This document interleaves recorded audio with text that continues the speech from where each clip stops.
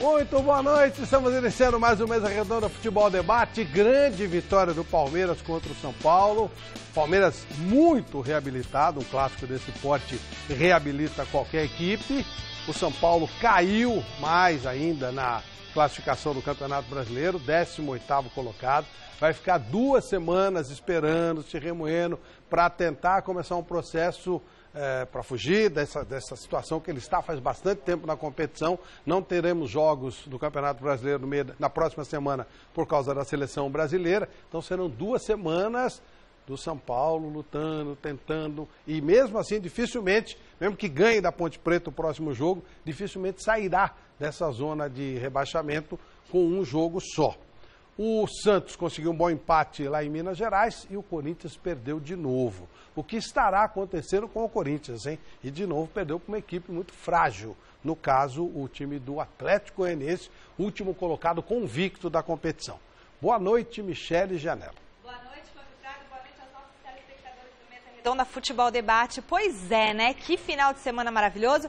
E olha, é o seguinte, o site gazetesportiva.com tá bombando com toda a repercussão. Tem a tabela do Campeonato Brasileiro, vai ver como é que ficou aí o seu time, a posição do seu time. O Verdão afunda o tricolor, o Choque Rei, o Lucas Prato está bem, ele até assistiu o final do jogo, depois daquela trombada lá, né? Na verdade, o chute lá que ele tomou. Ele assistiu o final do jogo no hospital, as últimas notícias são de que ele está bem, vai passar por uma tomografia, por um ultrassom, para só dizer que está tudo realmente zerado. O maior problema foi ver o fim do jogo, né? Aí ele ficou mal. E tomou um remedinho a mais. Bom, e é o seguinte, você que está em casa, quer participar com a gente, quer fazer parte da nossa mesa redonda, é só mandar uma pergunta para os nossos convidados através do nosso WhatsApp. Anota o telefone aí que é super fácil, só você mandar uma pergunta através de vídeo ou texto mesmo, tá? E manda sua foto também pra gente. Você vai concorrer a 2 prêmios. Primeiro número, 99479-1633, é isso? 99479-1633, esse é o WhatsApp do site gazetesportiva.com. Tá o Williams, tá o Otto, tá todo mundo participando lá, recolhendo as suas mensagens. E hoje, olha que presentão, o Botafogo venceu no final de semana e tem camisa autografada que o Eric Castelheiro, lá do site gazetesportiva.com, conseguiu pra gente sortear aqui, pra gente dar de presente no Mesa Redonda, autografada por todo o elenco do Botafogo. Então você que torce pro Botafogo vai levar esse presentão lindo pra casa e o tamanho é G. Tá bom? O tamanho não é do Flávio Prado, que é GG. E tem também a peça, que é um par de ingressos da peça que o Flávio Prado vai estrear no dia 7 de setembro, feriado aqui em São Paulo. Então você vai poder curtir com a sua família 2 santos, 2 nem tanto. Tem 2 santos na parada, que são o Bruno Prado e o César Sampaio.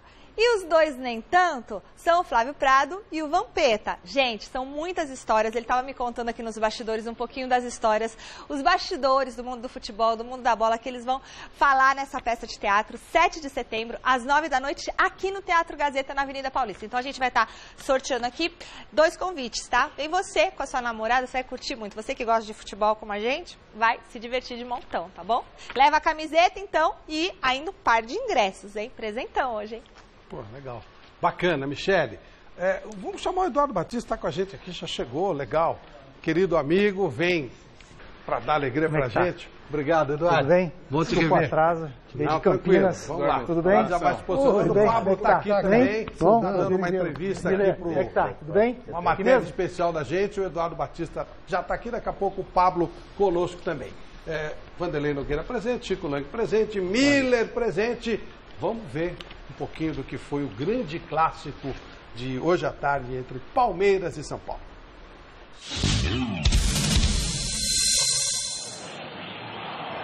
Autoriza o árbitro, a bola rola no Allianz Parque, tem Palmeiras e tem São Paulo.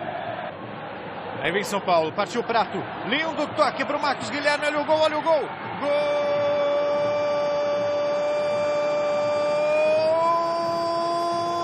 São Paulo, aos 12 minutos, Marcos Guilherme.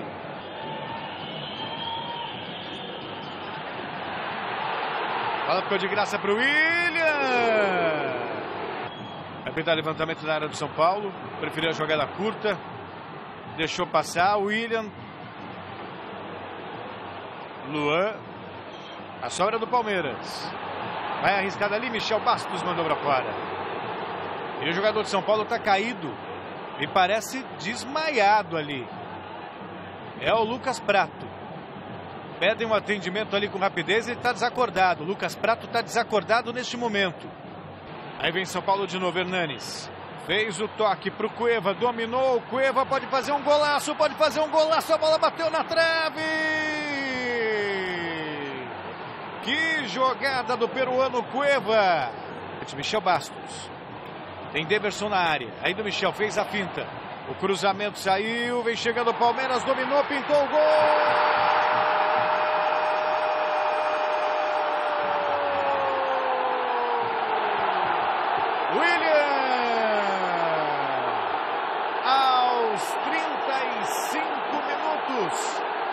Aí do William, tem Michel Bastos. William fez a finta. Tem a como opção. Michel bateu pro gol. E que golaço! Gol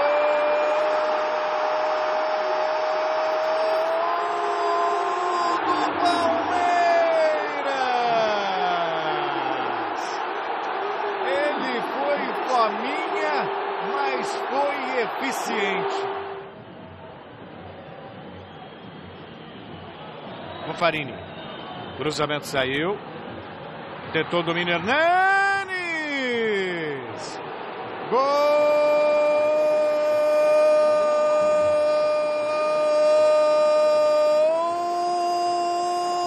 do São Paulo.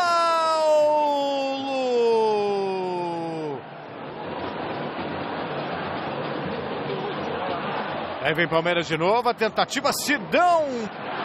Vem São Paulo. Olha só, tá livre o Gilberto. Recebeu o Gilberto. Fez a finta. Pode bater pro gol. Partiu o Michel, que não vai por dentro. Prefere o toque pro Moisés. Ajeitou. Deu certo, hein? Olha só o Jean. Tá livre, mas não tá valendo nada. Impedimento marcado. Impedimento marcado. Não tá valendo nada disso. Entrou para dar mais velocidade ao jogo, Keno. Botar fogo no jogo. Está conseguindo aprontar. Olha só, Sidão, que defesa fantástica do Sidão no chute do Deverson.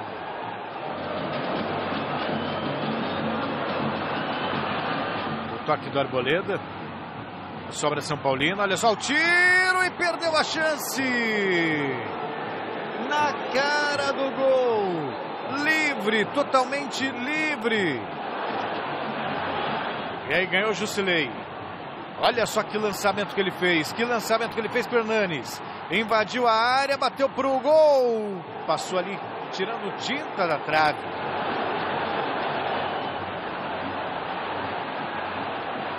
Aí vem Palmeiras. Keno, gol!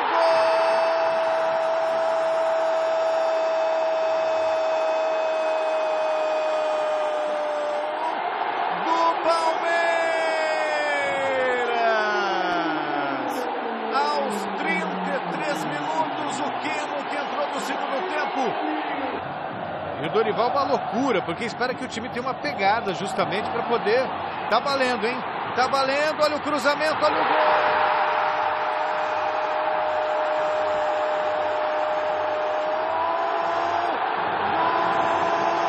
Palmeiras!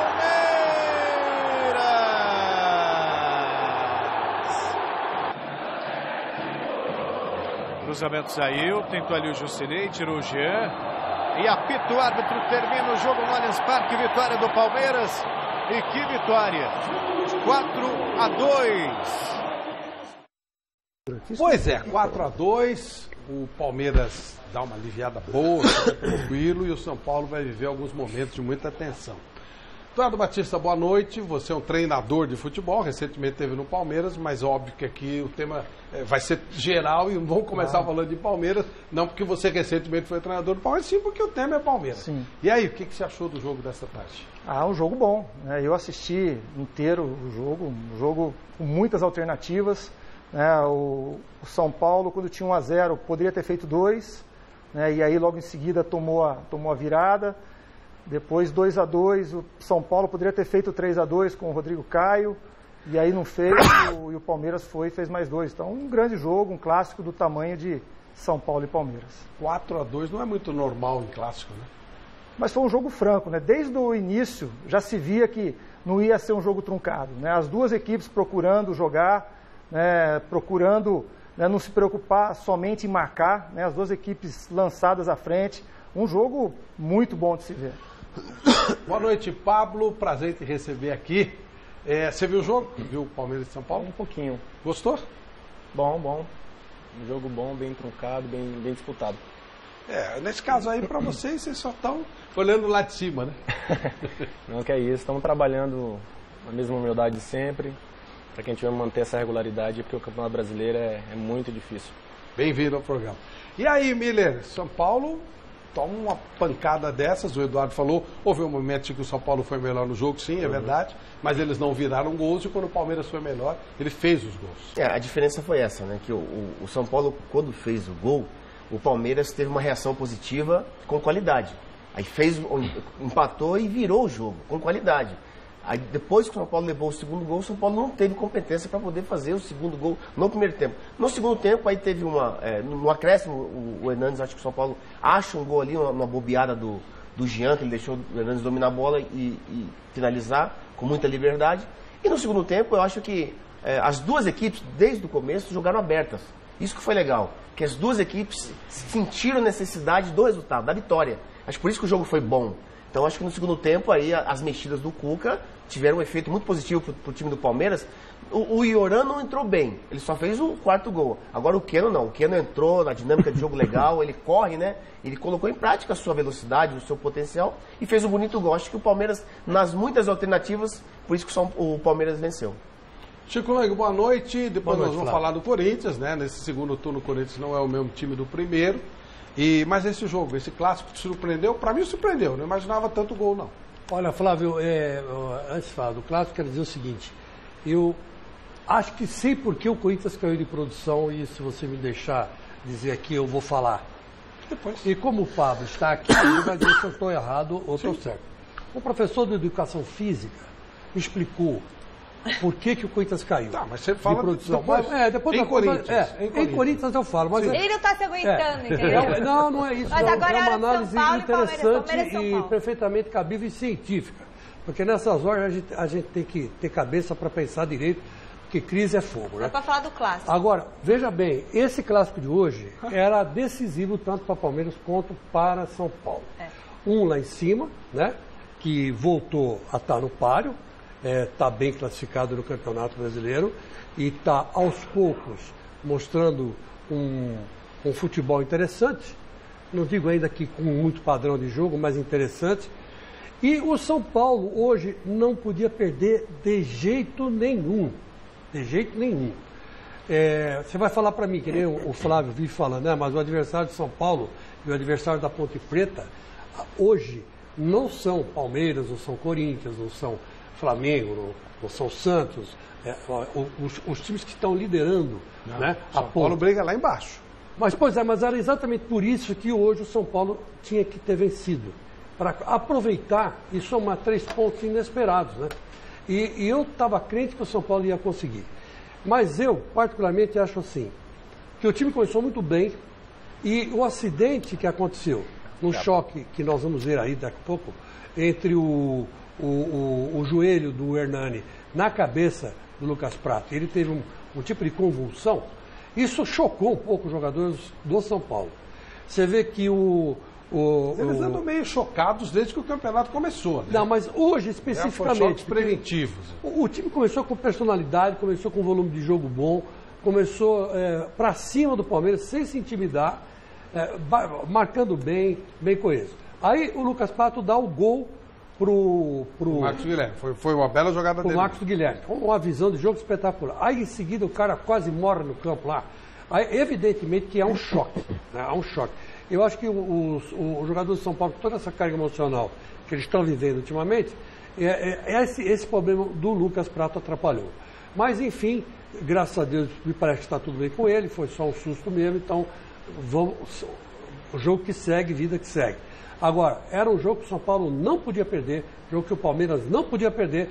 O Palmeiras ganhou, sorte do Palmeiras, pode começar uma recuperação relâmpago dentro do Campeonato Brasileiro, e o São Paulo, uma recuperação relâmpago para baixo, né? O São Paulo, os 2 próximos jogos são...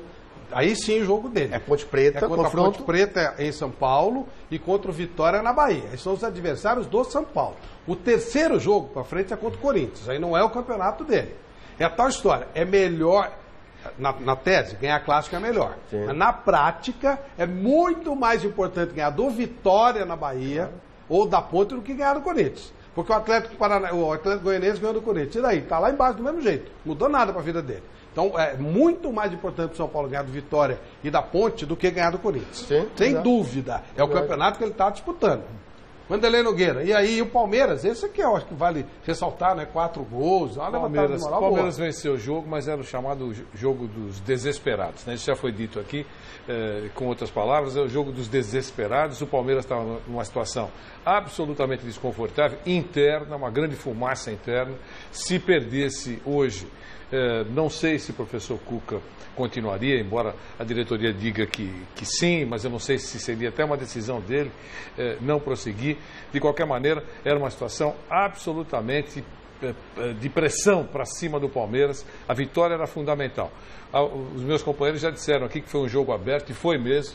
Esse desespero fez com que o jogo fosse aberto, porque os dois precisavam da vitória. O empate não interessava para alguém. Quando estava 2-2, eu estava conversando com o Flávio, dizendo, olha, bacana, 4 gols, é isso, o pessoal está gostando, mas não serve absolutamente nada para ninguém. Se terminar empatado dentro da arena, fumaça no Palmeiras. Se terminar empatado, o São Paulo não resolve nada para o São Paulo. E aí, tomou a cacetada do São Paulo. Perdeu, continua na zona do rebaixamento, começou a rodada em 17º, hoje está em 18º, vai curtir essa posição por vários dias. Foi um jogo gostoso de ser visto, mas com sérios problemas para o São Paulo, uma situação dramática do São Paulo, na minha opinião. Acho muito complicada, porque até quando ele chega na cara do gol, ele não consegue fazer o resultado. Já foi dito aqui várias vezes, em várias partidas do do São Paulo, de que ele até que jogou bem, até que chegou, até que foi bacana. Resultado, ganhou o adversário. Me lembra aquela brincadeira que eu fazia do Corinthians com o Ezequiel. Eu brincava, né, claro. Melhor jogador do Corinthians, Ezequiel. Quem ganhou? O adversário. Então, nada contra, mas é uma verdade isso. Então, além de não estar conseguindo resultados, as coisas não acontecem. A bola bate na trave e não entra. Então, aquele que entende que a situação do São Paulo é desesperadora, não é um cara caótico. É isso que o São Paulo está vivendo nesse momento. Extremamente perigoso. Nós estamos chegando quase no final do ano, gente. Tá?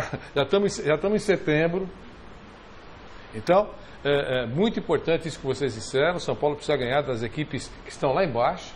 Esquece esse negócio de, jogo de cachorro grande. Poder ganhar no Corinthians, ótimo. Mas não é o jogo. Não é o... Jogo de cachorro grande. Jogo não sei o que, clássico. Só pode ter que jogar jogo de cachorro pequeno. Isso, tem que ganhar lá embaixo. Você veja que esse resultado do Avaí empurrou o São Paulo mais para baixo. Empurrou o São Paulo mais para baixo. Quer dizer, os pequenininhos, entre aspas, estão jogando lá. Que influencia o jogo lá de baixo. É complicadíssimo a situação do São Paulo. E o Palmeiras dá uma refrescada, porque vencer um clássico dessa maneira como foi, com 4 gols. Interessante, Vanderlei, desculpa, não, Flavinho. Perfeito. A bola é interessante, porque eu me lembro que dos jogadores todos contratados do Palmeiras, muitos por milhões, o que estava resolvendo desde a época do Eduardo Batista, ele vai confirmar isso para mim, o William. Exatamente. O William, quando o Cuca chegou, não era o preferido do Cuca. O William machucou, nesse tempo ele machucou, ficou parado uns 10 dias, mas o Cuca não priorizou o William. Ele priorizou, claro, o Borja, o Dudu, né, e o Roger Guedes. O William era banco desse time do Palmeiras. E o Daverson. Exatamente. E toda vez que entra... Só que ele teve que reconhecer que o Palmeiras hoje, o artilheiro do time, o melhor jogador do Palmeiras é o William, desde a época do Eduardo Batista, não é isso, Eduardo? Tem explicação para isso, Eduardo?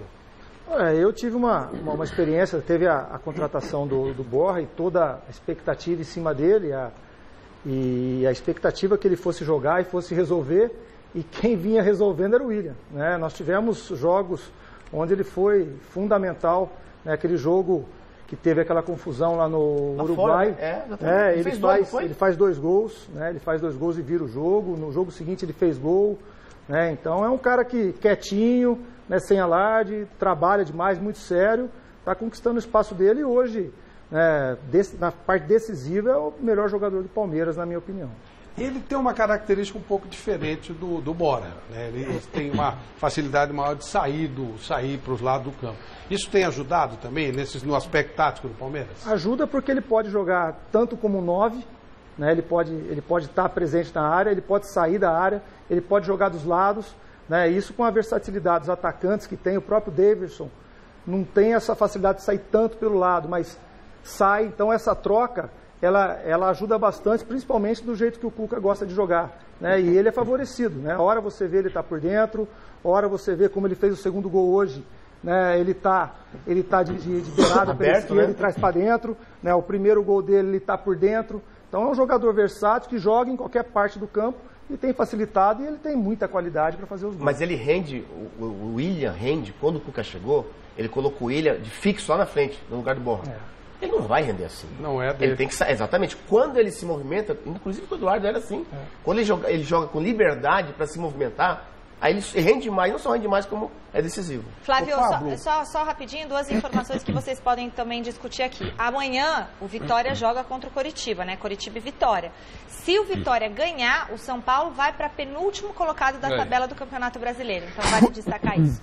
E outra coisa, hoje tá destacado no site gazetesportiva.com, o Cuca não descartou reintegrar o Felipe Melo ao elenco do Palmeiras, caso o Felipe Melo não seja vendido, acho que até o final dessa semana. Ele prioriza que ele saia na janela de transferência. Mas se não sair, ele não descarta. Se não sair, ele não descarta, porque ele falou até que no Palmeiras todos são uma família e tudo mais. Então, o Cuca já tá dando para trás aí. E outra coisa que o Cuca eu acho que é inteligente isso. É, claro. Paga uma fortuna pro cara, se ele puder voltar, melhor. Vai ficar lá, né? Eu não gosto desse negócio de afastar o jogador. Eu acho isso deprimente. Acho isso ridículo. Joga contra o clube. O cara custa pro clube, tem que botar o cara para trabalhar. O Cuca, inclusive, falou que o Felipe Melo conversou com ele sobre aquele áudio, pediu desculpas e que já tá tudo resolvido entre os dois. E mais uma coisa, o Cuca tá bastante confiante e não descarta o título do Campeonato Brasileiro desse ano. Então, apesar do Corinthians estar lá na frente, o Cuca falou, eu não desisto do Campeonato Brasileiro desse ano. E aquela fila de... Só para fechar esse assunto, aquela fila de clubes interessados no Felipe Melo parece que não apareceu, né? Parece que a fila não andou. Pablo, o corintiano tem que ficar preocupado. Segundo turno, 3 jogos, 2 vitórias, 1 vitória e 2 derrotas. E aí já tem falando que tem gente que está começando a acreditar. Tem que preocupar ou não?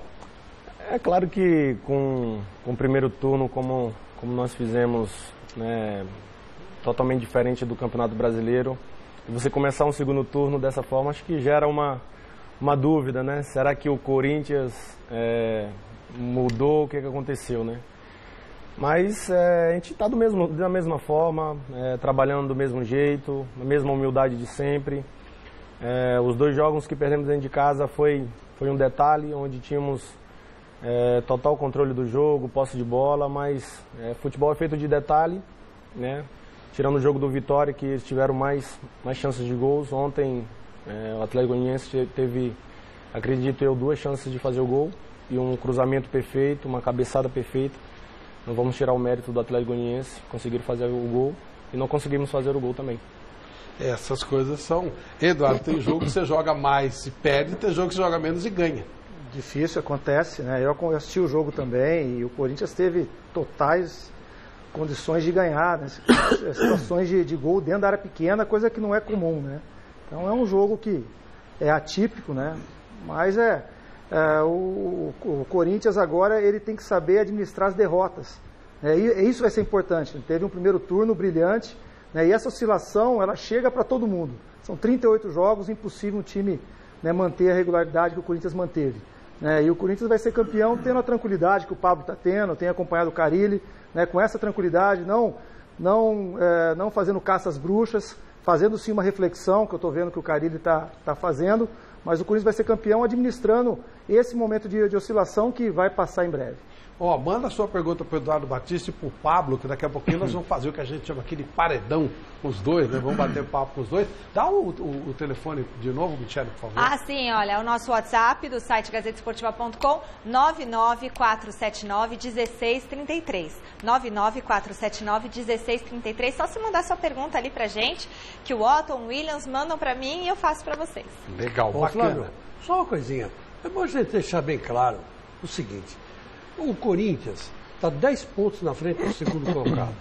Tem muita gordura para queimar ainda, em primeiro lugar. E o Palmeiras também está numa boa. Ele está se recuperando devagarinho, ele vai chegar entre os 4. Eu acho que Corinthians, Palmeiras, não sei quem vai ser campeão, mas Corinthians, Santos Palmeiras... continua se mantendo. Santos, Corinthians, Palmeiras e Santos, e talvez o Flamengo, se classifiquem entre os 4. E o Grêmio? O Grêmio eu não sei, porque o Grêmio abandonou o campeonato brasileiro oficialmente e estava se dedicando agora não volta, tem que voltar. Né? Não sei. Mas Bem que o Renato Gaúcho, falou que ia despencar, né? Ele falou, mas o Renato Gaúcho, ele falou isso do Corinthians, não falou do time eu pensei dele. que fosse pro Grêmio, porque o que aconteceu foi com o Grêmio, né? Mas eu estou achando o seguinte, que o preocupante, antes da gente seguir aí, é o São Paulo. O São Paulo realmente está numa situação difícil. É um time que luta e não consegue reagir. É um negócio assim, como o meu querido Eduardo Batista, que eu vi criança lá no Parque São Jorge, né? Tô ficando velho. O que acontece? Ele falou uma coisa certa, porque é o seguinte, tem que haver poder de reação. O Corinthians está numa fase de estabilidade, mas você sabe que qualquer hora acontece um negócio e o Corinthians levanta de novo. Porque está na cara, é o esquema, a organização, toda coisa. Mas o São Paulo, eu não consigo enxergar o outro lado da margem lá. Eu não consigo. Eu estou aqui, eu estou olhando o horizonte. É que com tudo isso... E o São Paulo, eu não vejo o São Paulo. O São Paulo está a 3 pontos de sair do rebaixamento. O que a gente tem que considerar, o time de São Paulo está fazendo tudo para cair. Sem dúvida. Incompetente. A começar pela diretoria, né? Ah, não, principalmente. Se o Leque ficar até 2020, se ele cumprir o mandato dele, é impossível ele não conseguir derrubar o São Paulo. Isso sem dúvida. Eles estão fazendo tudo para cair. Só que nós temos 12 times medíocres no campeonato, no mínimo. E só vão cair 4. Então pode ser que o São Paulo não consiga, apesar do projeto perfeito para cair que eles estão fazendo, talvez eles não consigam executar nem um projeto ruim. Porque o bom eles não conseguem mesmo, não tem capacidade para isso. Mas o ruim, eles fizeram um projeto para cair. O projeto é perfeito. Tudo que pode fazer para cair, eles fizeram. Mas eles são tão incompetentes que é capaz de, desses 12, encontrar 4 piores. O São Paulo não tem poder de reação. Mas talvez ele encontre 4 piores do que ele. Por isso ele pode não cair. Porque se depender dele, não. Ele sozinho, não. Mas pode ser que ele encontre 4 piores. Ele não cai. É isso. Qual é o que você, na sua opinião, acha que vai ser o limite para a queda do rebaixamento? Eu me lembro que normalmente é 46 pontos. 45, 46. Mas esse ano vai ser menos, porque tem muito time ruim. É verdade. Talvez 35, 40. Será que é isso? Não 40 não dá. Com 40 é difícil. O Palmeiras escapou com 40. Foi, mas foi uma única vez. 40, só o Palmeiras escapou uma única vez. Não, 40, difícil. Difícil. É 46 você escapa. A conta é 46, né? 46 você escapa. Acontece. Mas como tem muito time ruim, pode ser que... Mas então é isso. Então, o São Paulo... O time que escapou do rebaixamento até agora é o Corinthians. Mas o problema do São Paulo, Flavinho, é o seguinte: o São Paulo tem que vencer e torcer para uma combinação de resultados dos seus adversários. Aí fica mais difícil. Mas está tudo muito junto ali, né? Se o São Paulo ganhasse hoje... Não, mas se ele ganhasse hoje, ele já saía. Sim. Porque está tudo muito embolado, tem um monte de time ruim. Chega ali do 8º para baixo, é uma tragédia. A Ponte, se ganhasse do Atlético, ela tomou a virada. Ela ficava em 8º. Sim. E agora ela voltou lá pro buraco. Então, sabe... a gente falou aqui já algumas vezes do Lucas Prato. Vamos ver o lance. Foi um lance realmente que assustou, né? Foi um lance absolutamente involuntário. Não tem nem jogador do Palmeiras envolvido nisso. É o lance do Lucas Prato. Ele se atira para salvar uma bola e tem a infelicidade de bater a cabeça no joelho do Hernandes. Ou seja, jogada entre eles mesmo, né? E o Hernandes também não tem culpa. É um lance de jogo. Mas sabe o detalhe aí, Flavinho? O seguinte...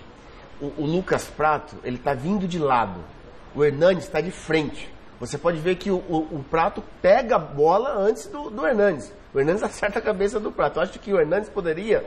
Acho que tinha uma visão mais privilegiada do que o Prato. Ele poderia ter tirado, entendeu? Porque o Prato, de lado, tirou a bola. E o Hernandes acerta a cabeça do Prato. Olha só, ele fica aí realmente... Ele desmaiou, né? Então ele chegou a desmaiar, chegou a ter uma pequena convulsão. E aí o doutor Sanches começa a fazer o tratamento. O médico do Palmeiras também está junto, olha lá, que é um negócio legal. Aí ele é socorrido. Ele ficou inconsciente cerca de 1 minuto. É bom que se diga que foi legal, foi eficiente. Obrigado, Serginho, que deu a vida dele para que a gente tivesse essa situação. A ambulância entrou muito rápido. Em 6 minutos ele já estava a caminho do hospital. Teve que morrer gente para que se fizesse isso, mas hoje não há o que reclamar. Tinha toda a condição, ele foi rapidamente atendido, mas foi um lance que assustou, né? Porque o doutor Sanches, o médico do Palmeiras, todo mundo correu pela imagem, né, que ficou, os olhos dele virando. Foi uma coisa... o time do São Paulo ficou em pânico, realmente, como o Chico Lang falou, e ficou um pouco desestabilizado com isso, mas ele retornou à consciência ainda dentro de campo, e aí ele estava, claro, um pouco letárgico. Nós vamos ouvir o médico do Vamos São ouvir, Paulo. né, falando, né? Vamos. Então, aí olha ele como é que reconheceu os companheiros, sabia onde estava, então ele aí acalmou. Como é que ele falou, Vanderlei, quando caiu, no primeiro momento? Não, naquele primeiro momento, o doutor Sanches, agora posso brincar porque ele vai sair dessa, perguntou para ele como é o seu nome. Quando ele falou Serginho Chulapa, porque é por causa da posição, o doutor Sanches chamou a ambulância. Traz a ambulância, porque a coisa tá ruim. Foi aí que chamaram a ambulância? Aí foi aí que chamaram a ambulância. Flávio, mas eu vou falar uma coisa para você. Agora que foi, a gente foi um tá susto, rindo, né? Foi um grande susto. Mas na hora, o Sidão ajoelhou, botou a mão assim e começou a rezar. Não, assustou o Rodrigo mesmo, Caio fez sinal da cruz. O Rodrigo Caio ajoelhou lá na hora e fez acho que rezou um Pai Nosso e uma Ave Maria. O outro invocou o Espírito para salvar. Eu falei, pronto, o cara morreu. O Pablo... Não, espera só um pouquinho que o negócio foi triste, por isso que eu estou dizendo que abalou. Aí o Petros correu, a ambulância não vinha, porque tinha uma placa de publicidade na frente. Derrubaram, né? Os jogadores do São Paulo foram lá, deram um pé na placa, derrubaram. Os torcedores do Palmeiras, calma. Os torcedores do Palmeiras, calma. Ninguém se preocupou em chamar a ambulância. Aí o Petros foi lá, meteu o pé. Aí derrubaram, a ambulância entrou, atenderam o rapaz e aí ele já estava voltando. E aí a coisa foi diminuindo. Mas vou te contar uma coisa. Jogador, quando você vê um jogador, que é um acidente de trabalho, como é que fica? Como é que você se sente vendo uma situação dessa?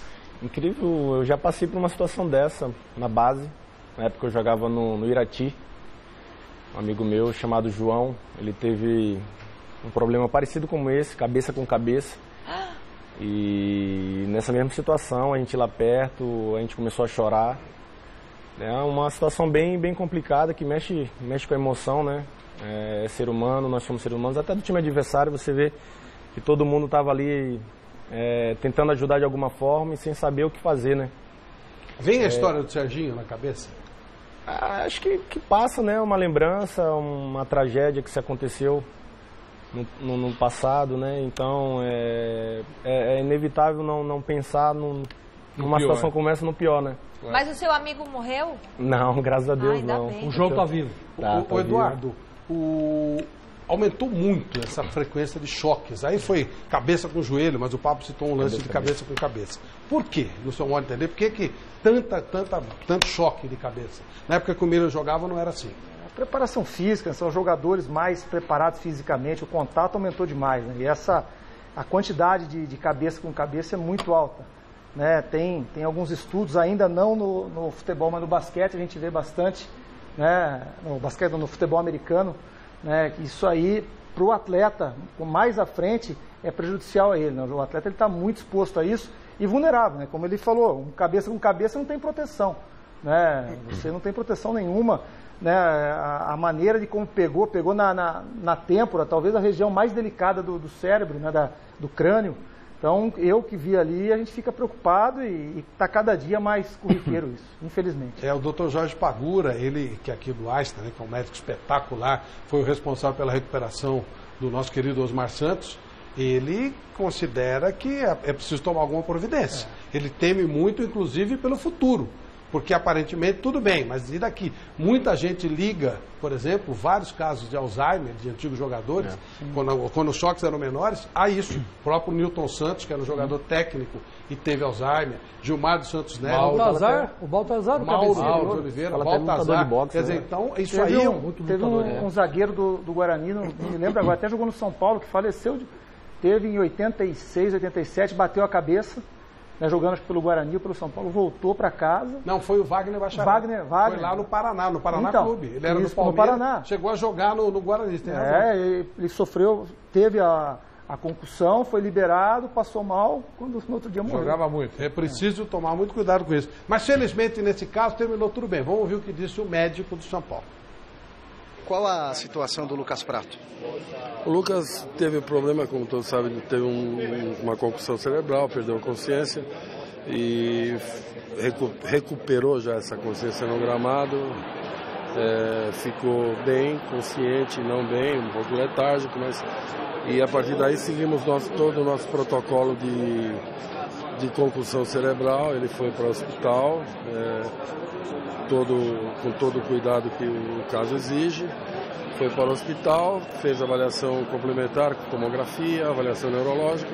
Ele está ótimo, está bem consciente, está sem nenhum problema. Mas a gente vai ter que seguir um protocolo que é pelo menos deixá-lo em observação por 24 horas e depois desse período, se não houver nenhum problema, com a reavaliação feita, ele será liberado. Quer dizer, ele corre risco de ter a situação de saúde piorada nas próximas horas? Não. Tudo leva a crer que não, né? Ele está no hospital, ele teve um trauma de cabeça. A experiência da gente mostra que ele teve o que acontece nesses casos de perda de consciência e agora está ótimo, está bem. Foi visto por um neuro, não tem na tomografia nenhuma alteração e no exame neurológico nenhuma alteração. Mas agora, eu não posso te garantir que não vai haver nenhum problema, tanto que ele vai ficar em observação 24 horas. Então, esse é o cuidado que tem que se ter. Grande doutor José Sanches, dando uma tranquilizada legal e tem experiência, não sabe, né?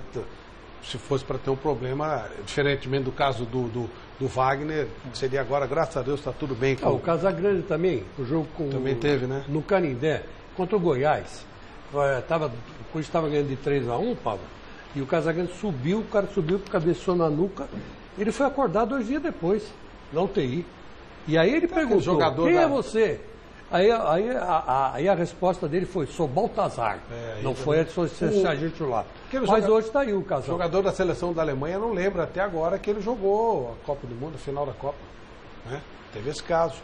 Vamos ver o que se falou no vestiário do São Paulo após essa derrota. Eu acho que nós tivemos alguns momentos da partida, né, que foram chave para que saíssemos com um resultado um pouco diferente. Foi o momento que nós estávamos com 1-0 no placar e tivemos a possibilidade, de repente, da segunda bola.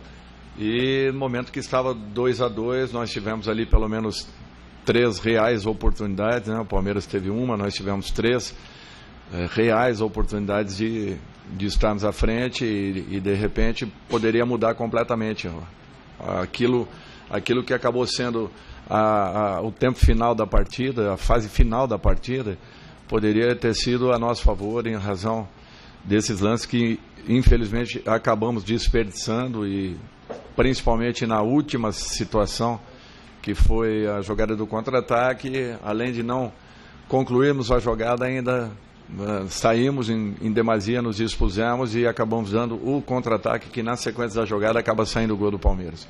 Então eu acho que esses lances foram capitais e decisivos para a sorte do jogo. Nós temos treinado de uma maneira muito forte, temos tentado corrigir os erros que cometemos, mas no calor da partida falta um pouco mais de maturidade para entender, fazer a leitura do momento do jogo, porque como eu estava falando, a gente está aqui jogando contra uma grande equipe no estádio dos caras, temos 2-2, um ponto, e a gente saiu na vontade, né, de querer ganhar os 3 pontos, sem proteger o ponto que a gente já estava conquistando, e nos lançamos ao ataque. E aí a gente tanto poderia fazer como poderíamos tomamos. Então essa leitura, essa humildade a mais, né, que temos que ter para conseguir concretizar os resultados. A bola na trave ali, acho que eu fiz o certo, não tinha como. Uma infelicidade, a bola bateu na trave, saiu. Nessa fase a bola bate na trave e sai mesmo.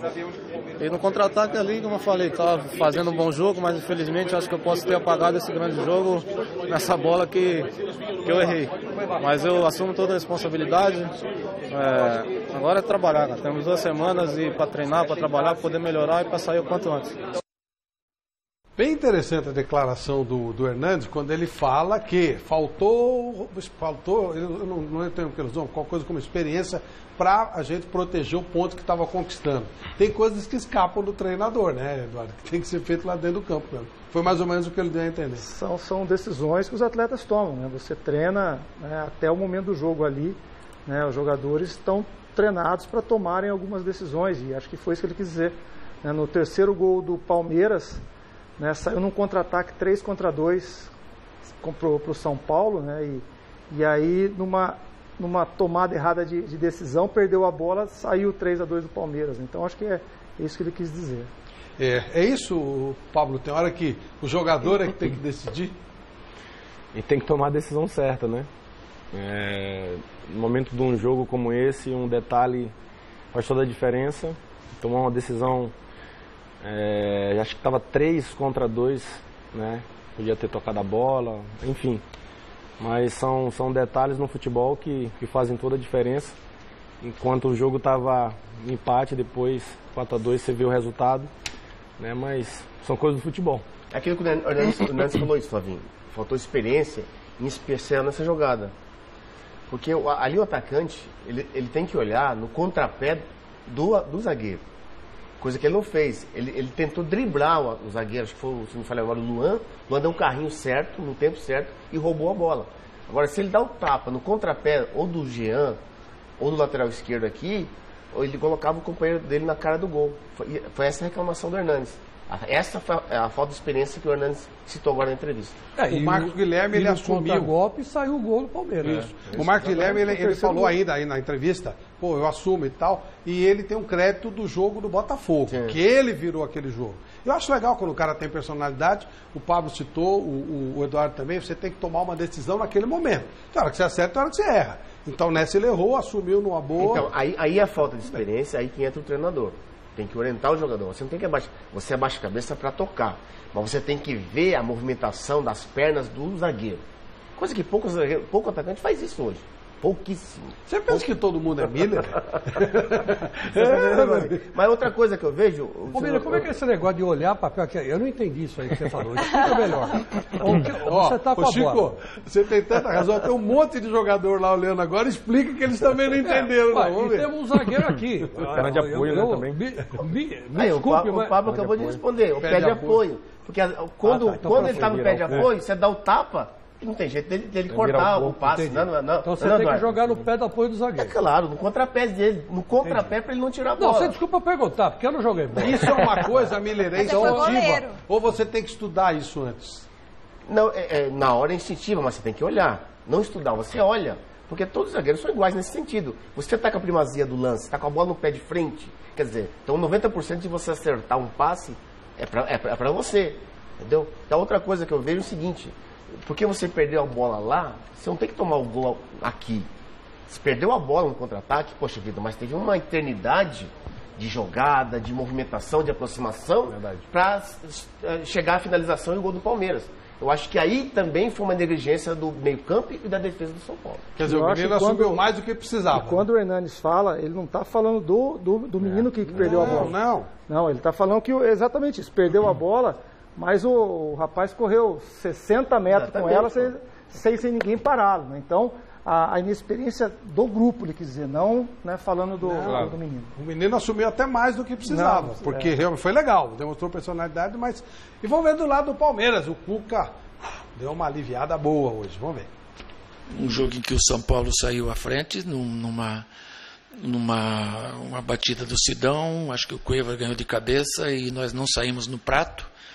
Que você não vai tomar a diagonal se você intervir em quem vai fazer o passe para a diagonal. A gente sobrou em 2 e tomamos a diagonal. Um bonito gol do Marcos Guilherme e depois mais uma diagonal Da outra vez, pelo outro lado, poderíamos ter tomado o segundo. E tivemos força para reverter, criamos chances por um lado, por outro. É difícil, né? Você, num clássico, criar mais de 20 oportunidades como o Palmeiras criou hoje. E, graças a Deus, algumas entraram, né? Logo no primeiro tempo, o William, um cruzamento do Michel, empatou e fez um gol belíssimo numa tirada, né? Em que o 2-1 nós íamos para o intervalo com um outro pensamento na volta. E você acaba tomando um gol nos acréscimos do intervalo pela lesão do Prato. É outra ducha fria que vem. De uma maneira geral, acho que nós trocamos bem a bola, envolvemos pelos lados do São Paulo, criamos algumas oportunidades. E quando entrou o Keno, né, que a gente tirou o Bruno, pusemos o Keno, ele entrou bem, chutou bola fora, numa jogada do Daverson, acabou fazendo o gol. E o outro também que entrou bem, o Johan, né, para dar aquela movimentação que o Guerra já tinha perdido devido ao cansaço. Entrou bem também, trabalhou como ele vem fazendo nos treinamentos e foi premiado com gol. Então, a gente sai muito feliz no dia do aniversário do clube a gente poder presentear a todos com uma vitória no Clássico. Voltei bem, né, no segundo jogo já no Clássico, né, fazer 2 gols, dar um outro passe e a equipe fazer uma grande partida. Né? Então, feliz pelos gols, mas mais feliz ainda pela vitória, né? Pela entrega de todos, né? Pelo apoio do nosso torcedor, que foi fundamental. Né? Então, é assim que a gente tem que seguir, né? Todo mundo se abraçando, se fortalecendo, nesses momentos difíceis, né? Que vem a pressão, que vem a cobrança, a gente não deixar de desconfiar do companheiro, enfim, ou de outros profissionais, e sim estar se abraçando, estar acreditando e brigar por algo aí na competição. Bom, o William, grande atuação, foi realmente muito bacana. E vem do William o nosso lance Lux Collor de hoje. Ele fez 2 gols, o segundo foi muito bonito. Foi um lance individual, o William já até citou esse lance. Uma jogada bonita, onde ele vem aqui pelo lado esquerdo, vai fintando. Claro que houve alguma ineficiência defensiva, mas o mérito do William é muito grande. Um lindo gol esse gol do William. Este lance foi tão bom quanto pintar com o Lux Collor. Nosso lance Lux Collor de hoje, um gol lindíssimo do William, que tem sido um destaque espetacular no time do Palmeiras durante todo o ano. Não era o mais badalado, mas é o mais eficiente. Espetacular o nosso lance Lux Collor de hoje. Parabéns ao William Bigodinho, mais uma vez eficiente no Palmeiras. E você vê que tem um jogador do Palmeiras que pede a bola pro William, mas ele é super confiante e ele manda pro gol e faz. Mas espera aí, ele jogou a bola no meio das pernas do Jusilei. Sim. Vocês ficam defendendo aqui o Jusilei, eu estou dizendo para vocês que o Jusilei é bom jogador, mas está fora de forma, está gordo e ele tem que emagrecer ou desinchar, sei lá. Chico, mas ali não era ele. Tinha que estar ali o Buffarini. O Buffarini estava marcando o zagueiro. Pois é, ele foi cobrir o Eduardo. Poxa vida, você vai transferir a marcação, sendo o seu lateral tá na posição, vai marcar o zagueiro. Não dá para transferir. Por isso que o Jusilei caiu ali, Flavinho. Ele foi fazer cobertura, porque o William estava sozinho. Mas aconteceu toda hora, aquilo foi espaço que estava toda hora vazio. Olha, Sociedade Esportiva Palmeiras ganhou o jogo e fez com que essa marca tão importante não passasse o seu aniversário em crise, num momento de dificuldades. Ontem o Palmeiras fez 103 anos e o Palmeiras é uma marca enorme, gigantesca, como tantas aqui no Brasil, mas ele tem um diferencial de quase todos. Sociedade Esportiva Palmeiras é o único time que estreou sendo campeão. Em 1942, ele era Palestra Itália, vivíamos a guerra, ele estava na final do Campeonato Paulista, que naquela época era a grande competição que se disputava, contra o São Paulo, e durante aquela semana havia uma ameaça de que ele perdesse o estádio por tudo que estava acontecendo na guerra. Palestra Itália foi obrigado a mudar de nome, entrou em campo como Sociedade Esportiva Palmeiras e foi campeão em cima do São Paulo. É um clube muito especial que merece todas as nossas homenagens.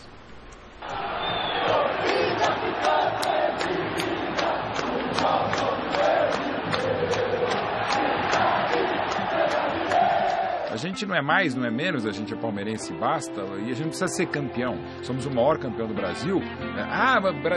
Pro fax não, é fato.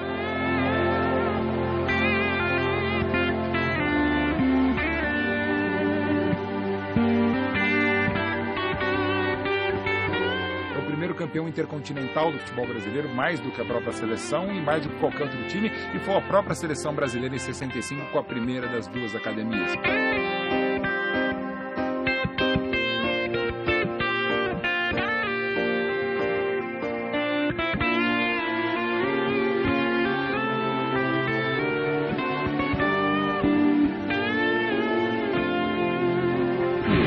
Em qualquer lugar que eu vá, assim, quando as pessoas perguntam qual foi o título mais importante que eu conquistei, não tem como não falar que foi a Libertadores aqui no Palmeiras.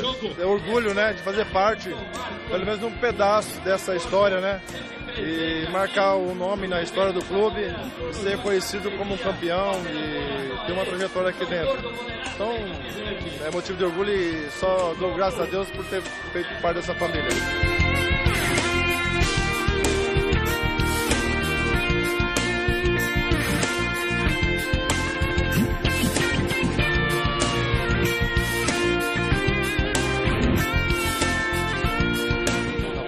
A Sociedade Esportiva Palmeiras, né, desses 103 anos de história, e graças a Deus faço parte dessa história, das melhores histórias, maiores histórias que o Palmeiras tem. Então venho mais anos aí, mais felizes, porque eu realmente passei dias maravilhosos aqui. Parabéns, Palmeiras. Um grande abraço a todos os palmeirenses, uma satisfação muito grande por poder fazer parte dessa história. Então, por esse dia, parabéns, Deus abençoe aí a todos. Palmeiras, torcida do Palmeiras, dar os parabéns e agradecer por tudo, né? Pelo que vocês fizeram, pelo carinho. E vamos Palmeiras, a gente sempre torcendo pelo Palmeiras.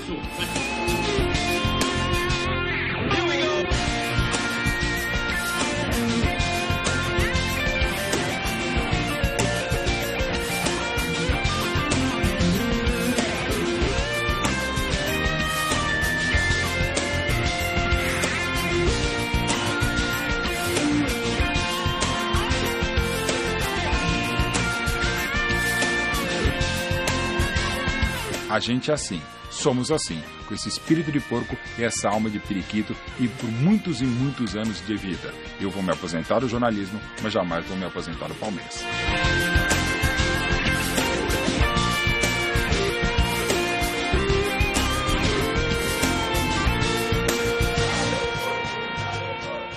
Temos perguntas para o Pablo e para o Eduardo Batista a hora que você quiser. Então nós vamos começar a falar com o nosso querido Eduardo Batista, depois nós vamos falar com o Pablo. Então faça a pergunta pro Eduardo Batista. Pro Eduardo Batista, já pode fazer uma pergunta? Então tá bom.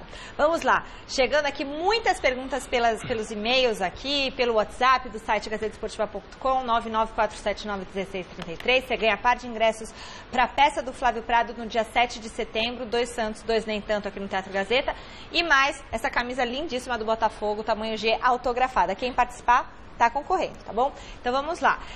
Eduardo Batista, pergunta do Josimar Carleto de Campinas. É mais difícil trabalhar no Palmeiras ou no Atlético Paranaense? Para você, o Corinthians já é campeão brasileiro? É difícil trabalhar em qualquer clube da Série A, né? É um campeonato difícil, onde tem as oscilações de um campeonato brasileiro, né? De um calendário brasileiro, e você tem que estar sempre ganhando, né? Então é difícil em qualquer clube. E o Corinthians está bem encaminhado, está no caminho, né? Como eu disse, eu já acompanhei as declarações de alguns jogadores, do treinador, né? Muito consciente do que está acontecendo, do que tem que se fazer. Então tá bem encaminhado, eu acho difícil tirar esse título do Corinthians. Tá certo. Ô, Eduardo, no Brasil o cara, além de ser competente, ser estudioso, ele tem que ter algumas estratégias para aceitar trabalhos. Então você começa no Palmeiras, faz 66% de percentual muito bom, e é demitido. Sim. Aí você vai para o Atlético Paranaense, faz um percentual legal, tem um treinador, um ex-treinador como seu dirigente profissional, ou seja, está certinho, bonitinho, de repente, 13, 14 jogos você é demitido. E você acaba ficando marcado a médio prazo, porque trabalhou um pouco no Palmeiras, trabalhou um pouco no Atlético. Não se acompanha essa transferência de responsabilidade que a cartolagem dá para o treinador. Simplesmente eles transferem. Foi o caso do Palmeiras, foi o caso do Atlético Paranaense. Como é que é isso? Como é que você faz agora para aceitar um terceiro trabalho e não ficar aquela marca de pulou, não andou, não funcionou, sabendo que rapidamente você pode ser demitido de novo? Quando eu saí do Palmeiras, né, eu já, graças a Deus, eu vinha 4 anos sem férias. Né? Mesmo em dezembro, quando a gente tem as férias do calendário, eu decidi por fazer todos os cursos da CBF, então não tive férias. Né? E quando eu saí do Palmeiras, tive uns 2 convites e decidi que não ia mais trabalhar. Né? Eu tinha me entregado de corpo e alma ao Palmeiras, né? Tinha dado tudo e decidi que ia cuidar da minha família.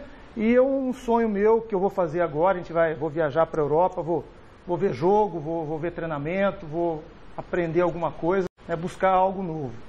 Né? Mas aí um telefonema, né, do Paulo Autuori, né, me mostrou que parecia ser algo diferente, né, que parecia ser algo que poderia ser algo diferente pro futebol.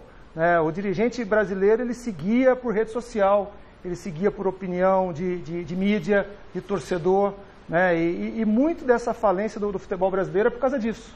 Né? Somos todos, eu hoje como torcedor, né, me coloco também culpado disso. Às vezes você com 2, 3 resultados, você joga fora um trabalho que está sendo construído. Né? E no Brasil é isso. No Atlético eu tive 37 dias de trabalho, 12 jogos. Se você dividir isso, dá a cada 2 dias um jogo. Né? Eu peguei um time que tinha 1 ponto na terceira rodada, era o último colocado, levei a 8º. Né? E jogando no limite, né, tendo que tomar algumas decisões lá no Atlético. Praticamente sem treinar, né? As decisões não são todas do treinador, ou não seriam, e comigo foi. Né? Então eu comecei a barrar nisso aí, as decisões eram minhas, porque a responsabilidade era minha.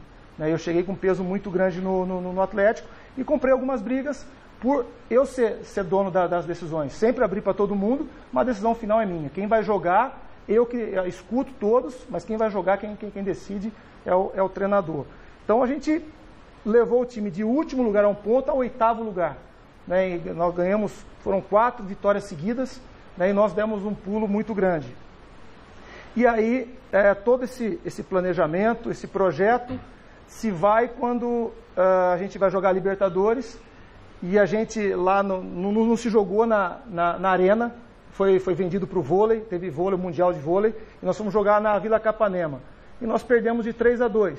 Então a derrota, mas algumas brigas, entre aspas, algumas coisas que eu barrei, pesou na demissão. E aí você aprende, né? Apareceram, graças a Deus, apareceu mais 2, 3 convites, mas eu vou pegar alguma coisa que eu possa começar. Se tiver que dar errado, vai dar errado porque eu comecei junto, né? Não porque houve erros e eu assumi agora faltando 2 meses. Então, infelizmente, a gente tem que aprender a lidar com o futebol brasileiro. Né? E a gente vai sofrer muito. Né? A gente só está indo para uma Copa porque tem um senhor chamado Tite, né, que resgatou tudo. Né? Acho que a gente deve tudo ao Tite, né? Essa folga no calendário de fazer jogos agora de mero treinamento para a Copa do Mundo. Mas o futebol brasileiro é muito pobre de pensamento e quando a gente escuta planejamento e projeto, são muito poucos times, muito poucos, né? Muito poucos times. E os times que eu consegui, né, ficar mais de 1 ano, né, ou ficar 1 ano, foram times que bancaram, né? Nesse momento que eu falei do Corinthians. O Corinthians pode começar a ter uma oscilação, né? Mas tem que segurar, tem que acreditar no projeto. Não pode, no momento ruim, não, é melhor trocar, precisamos, como é que eles falam, mexer com o vestiário, criar fato novo.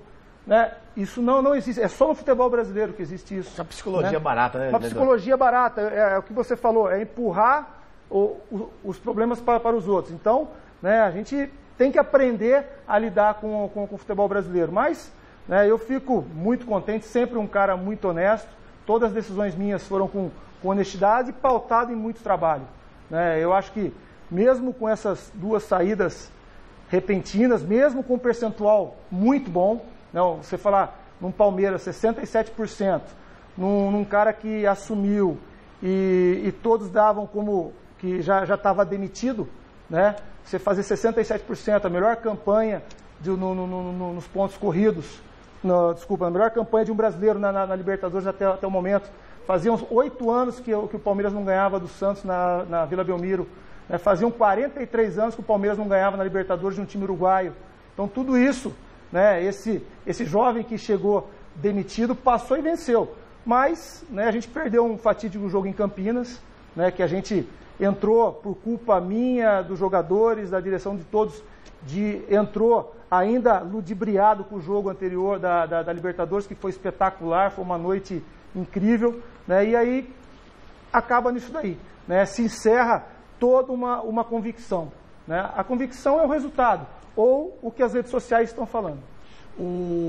Esse é um ponto seríssimo, gravíssimo. Eu sempre cito o exemplo de um cara extremamente competente chamado Adilson Batista, que foi aposentado, entre aspas, pela incompetência de Cartolas. Ele foi vítima desse negócio. Ele recebeu proposta, foi Corinthians, ficou alguns dias, depois Santos, São Paulo, e naquele momento, disse, como é que eu vou rejeitar a proposta dessas marcas tão importantes? Só que os caras rapidamente jogavam a culpa nele. O que aconteceu? Ele foi convidado para trabalhar na Ponte no lugar do Eduardo, e a torcida da Ponte não queria o Adilson, que é um grande treinador. O Fábio Carille falou outro dia um dos melhores. Que poucas vezes ele viu alguém com tanta noção de campo, que trabalha tão bem o campo como Adilson Batista. E ele foi excluído por incompetentes, os caras que transferiram a responsabilidade deles para o treinador, e ele acabou ficando à margem. Mas assim, só fazer um parênteses, a gente se cobra tanto uma renovação, né? E muitos nomes surgiram esse ano, né? O Jair, o Zé, o Roger, né? Outros nomes vêm surgindo, né? E a cobrança que tem em cima desses nomes, ela é muito grande, que pode acontecer o que aconteceu com o Adilson. Né? É uma cobrança, mas não vai. Uma aqui, cobra o novo aqui. Aí está aqui o novo, é artilharia pesada nesses caras. Né? Tem que ser campeão. O Roger e o Zé foram campeões, mas não é suficiente. Tem que ganhar tudo e ser campeão de tudo, só que só ganha um. Quer ver outra vítima disso? Fernando Diniz. Diniz. Ele ousou ter ideias novas e inteligentes no futebol brasileiro. Só que ele faz isso pra gente que não entende nada. E aí o cara tá aí, faz tempo que ele não consegue o trabalho. Se bem que para pegar porcaria é melhor ficar quieto no cantinho dele. Já tinha tempo que o futebol brasileiro não tinha uma renovação tão grande assim. Uma safra grande. De bons mas treinadores. Infelizmente os dirigentes continuam os mesmos. A mentalidade é velha. Eles não saem.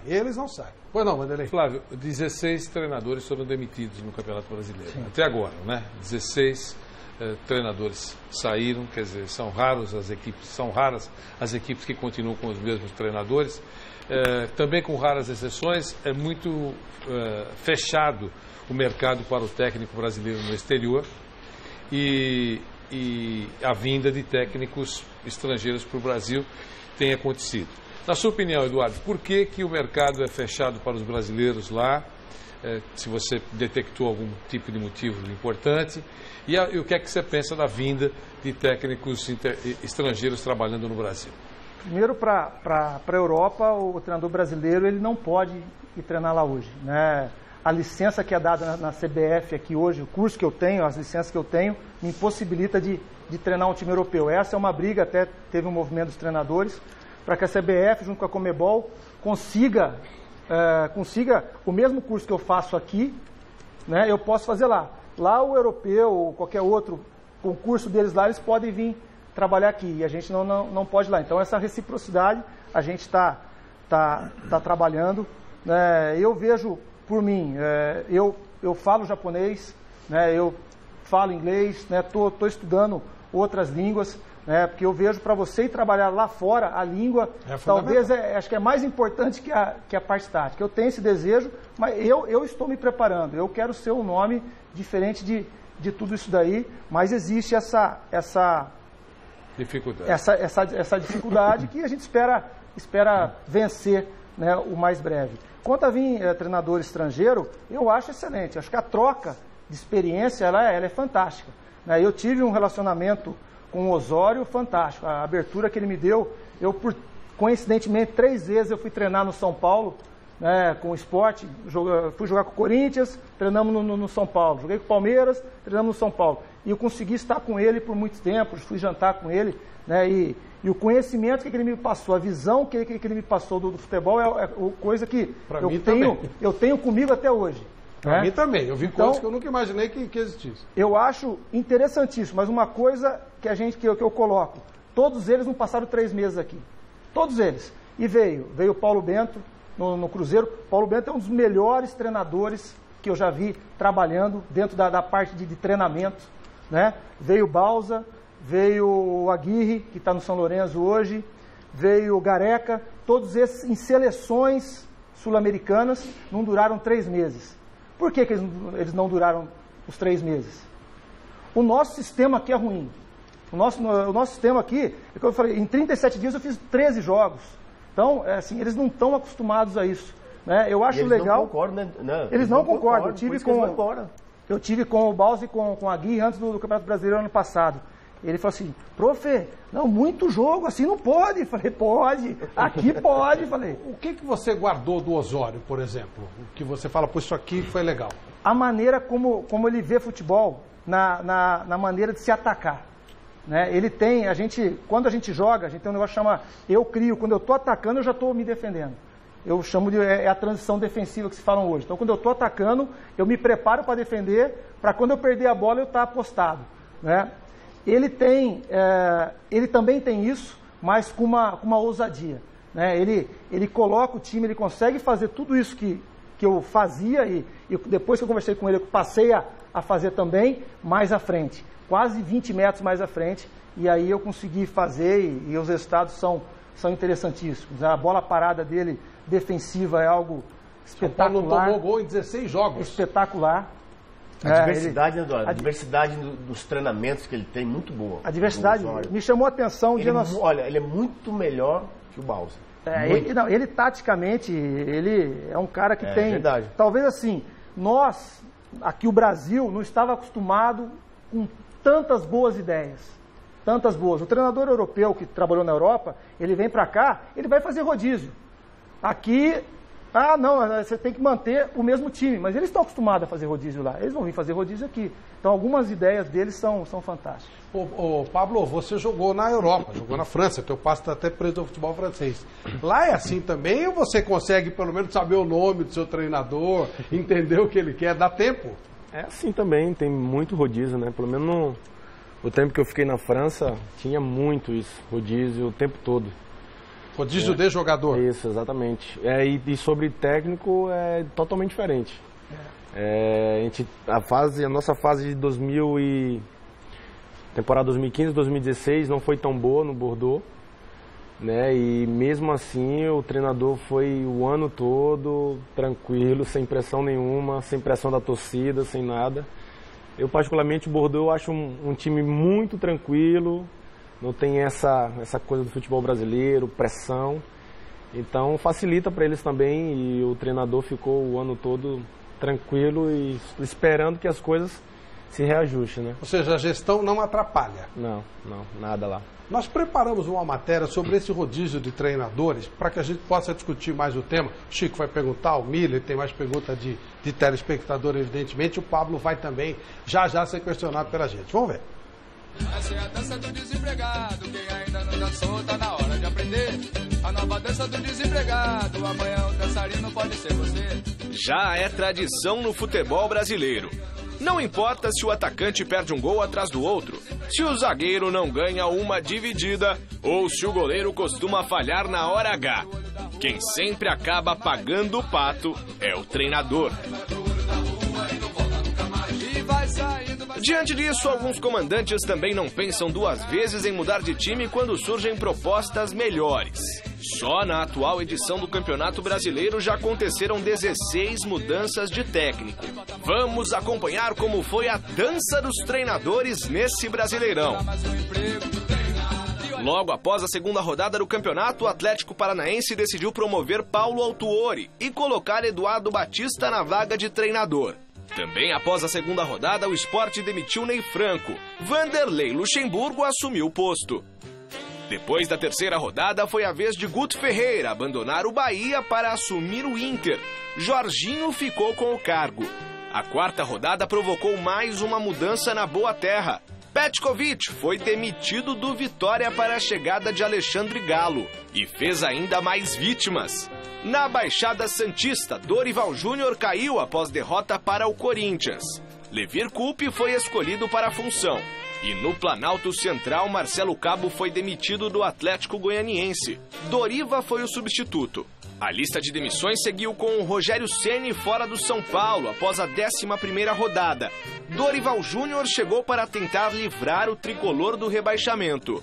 Ainda após a 11ª rodada, a Chapecoense decidiu demitir Wagner Mancini e contratar Vinícius Eutrópio. A 12ª rodada também fez estragos.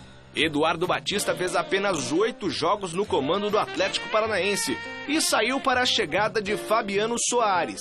Após, a 15ª rodada fez 4 vítimas. Pachequinho foi demitido do Coritiba e Marcelo Oliveira assumiu o comando do time. Roger Machado saiu do Atlético Mineiro. Rogério Micali assumiu o posto. Com apenas 11 jogos no comando do Vitória, Alexandre Galo caiu. Wagner Mancini foi chamado para ocupar a vaga. E Doriva, com 10 jogos no comando do Atlético Goianiense, foi mandado embora para a chegada de João Paulo Sanches. Já a 17ª rodada vitimou Jorginho no Bahia. Preto Casagrande foi o escolhido para o cargo. Finalizado o primeiro turno, o Flamengo decidiu demitir Zé Ricardo e trazer o colombiano Reinaldo Rueda para o comando técnico do rubro-negro. E o último a entrar nessa dança dos desempregados foi Milton Mendes do Vasco, demitido após a 21ª rodada. Zé Ricardo é o novo técnico vascaíno. Diante desse quadro de extrema instabilidade, a Federação Brasileira de Treinadores de Futebol realizou na última segunda-feira um congresso para discutir os rumos da profissão no país e solicitar a criação de mecanismos que protejam esses profissionais, como estabelecimento de limites para a mudança de técnicos durante a temporada. As propostas foram encaminhadas para a CBF, que se comprometeu a analisá-las. Nós vamos sugerir à CBF para que possa nos ajudar, nos auxiliar nesse sentido, da proteção do cargo, o respeito pelo técnico, a manutenção do trabalho, não é que não seja mandar embora, mas não possa ter tantas trocas no mesmo clube. Muito importante a reunião, porque nós tivemos aí cerca de 100 treinadores discutindo o nosso destino, o nosso futuro, né? E diante disso tudo a gente fez um resumo para sentar com a diretoria da CBF e tentar passar para eles quais as nossas dificuldades, aquilo que a gente tem em termos de instabilidade no emprego, para que a CBF, entendendo isso daí, possa de repente alterar alguma coisa no regulamento das competições e vir de encontro àquilo que é o desejo do treinador, a melhoria do futebol brasileiro. Aí é que tá, você tem que proteger o jogo. Quando você mantém o treinador, você mantém o trabalho, você protege o jogo. Porque hoje, claramente, muitos treinadores, eu queria até o testemunho do Eduardo, o cara joga pelo resultado, porque ele precisa se garantir no emprego. Mais ou menos isso, né, Eduardo? Mais ou menos quando você assume, né? Você está numa condição que você sabe que se você tiver 3 resultados negativos, você é demitido. Ele acaba jogando para ele. Ele vai jogar defensivamente, ele vai jogar para não perder, para ir buscar um resultado, né, que ele agrega, porque ele sabe que a derrota é ruim para ele. Isso é ruim para o jogo e está totalmente certo. Perfeito. Chico. Bom, Flávio, eu queria perguntar ao Pablo o seguinte. Você, com toda a experiência que você viveu na França, e agora você está no Corinthians e, na minha opinião, é um dos melhores da posição no campeonato. Você se machucou, está voltando, teve a infelicidade de perder no sábado do último colocado, depois nós vamos falar a respeito do jogo. Mas, na sua opinião de profissional mesmo, você acha que técnico ganha jogo? Sim, é um conjunto. Acredito que é um conjunto. Eu acredito que o técnico ele coloca a sua filosofia de trabalho, né, como ele vê o futebol, como ele arma a equipe, e nós, atletas, temos que fazer isso da melhor maneira possível. Né? Se é uma parte positiva e ela dá resultado, se o atleta fizer isso da melhor maneira possível, eu acho que a chance de que o trabalho do treinador dar certo, ela é bem maior. Eu falo isso hoje pelo o Carille tá mostrando isso, né? Ele, quando eu cheguei, ele mostrou uma filosofia de trabalho pra gente, a forma como ele viu o futebol, e nós abraçamos. E nós, como entramos, fazemos da melhor maneira possível. Eu acredito que é um conjunto das duas partes. Ô Flavinho, muito se fala com a extinção do passe, que o jogador tinha que ficar mais tempo no clube, uma carência, né, para depois ir para a Europa, né? Eu tenho uma ideia de que poderia se colocar uma lei, acho muito difícil acontecer isso, mas colocasse uma lei esportiva, o que o treinador tinha uma carência, ele ficar 1 ano no clube. 1 ano, ele vai ter tempo de disputar todos os campeonatos, em especial um treinador de time grande, né? Ele vai ficar a temporada inteira, quer dizer, aí sim dá pra gente julgar o trabalho de um treinador. Dúvida. Não julgar, porque o Eduardo, ele sabe, eu vou jogar pra mim. Aí prejudica o treinamento dele, a programação semanal dele, até porque não tem tempo de treinar, ele só joga pelo resultado, não é isso, Eduardo? Essa reunião que teve, que passou aí, um dos pontos é mais ou menos o que você está falando. Cada clube poder mudar de treinador 2 vezes só. Ele pode ter 2 vezes e mesmo nessa troca, o interino só pode ficar os 10 dias ou efetivo interino. Ele passa a ser o segundo treinador. O clube não vai mais poder ter 3, 4 treinadores no ano. Né? Então, uma dos pleitos, né, que nós fomos lá no Rio de Janeiro, lá na CBF, é essa. Né, de ter no regulamento, como já tem no Paulista algo semelhante, né, o clube poder ter 2 treinadores. Aí ele vai ter que ter mais convicção naquilo que ele quer. Exatamente. Porque hoje ele contrata, o Argel Fux ficou 28 dias no Goiás. Sim. Contrataram o Argel, aí de repente, não é o Argel, não, é o Mané. Não é o Mané, é o Zé. E clubes aí que passa 4, 5 treinadores. Né? E aí não dá nem para discutir o jogo, né? Você não discute o jogo. Você faz o resultado. Aí o jogo... Porque esse é o problema. O futebol de resultado não atrai público. Mas imagine... Não atrai público. Mas imagine o que vai sobrar de currículo, né? Porque hoje, como todo mundo sabe, que um técnico sai depois de 2, 3 meses, antes mesmo de completar esse prazo, porque já ele vai dançar, né, Chico? Já chega um pacotão de currículos lá na mesa do presidente. Professor... Ô, presidente, estou aqui para servir. Se o senhor mandar o Eduardo Batista embora, nós temos aqui à sua disposição. Tem um monte assim. Se seguir essa nova sugestão, e tomara que é uma coisa boa, imagina que vai ficar de técnico desempregado ou treinando 2ª, 3ª, 4ª divisão, ou indo embora para... Mas na verdade é melhor isso. Né? É melhor isso. Okay? É melhor, pro bem do futebol. Eu acho melhor isso, Wanderlei, do que o cara trabalhar 2 meses, 3 meses, ser queimado tipo quando acabaram com a carreira dele. Até porque o treinador, né, Eduardo, ele só tem uma garantia, o quê? Financeira. A única garantia que o treinador tem... Quando recebe. Quando assina para um grande clube, Palmeiras, São Paulo, você tem um grande clube, ele tem uma garantia financeira somente. Agora, do cargo especificamente, não. Perde 2, 3, a gente sabe que ele vai ser mandado embora. Ô, Pablo, quando troca o treinador, melhora alguma coisa? A gente fala, vamos, como diz o Eduardo lembrou da frase, né? Vamos mexer com o vestiário. Resolve alguma coisa? É difícil eu falar sobre isso. Depende muito. Depende muito do trabalho do treinador, né? Se não estava dando certo e mudar para melhor, for um treinador que vai passar alguma coisa diferente, pode ser que melhore, né? Mas dá tempo? Tipo, no meio de um campeonato, consegue mudar alguma coisa assim? Depende muito de nós atletas. Do que o próximo treinador vai falar, a gente abraçar a causa, como eu falei, fazer da melhor forma possível o que ele acredita, e nós acreditamos também, e fazer da melhor maneira possível, para que venha dar certo. A pergunta, Flávio, não é mudar de treinador. A pergunta é, e aí que está talvez um erro dos nossos dirigentes, é você assim, meu time joga com modelo.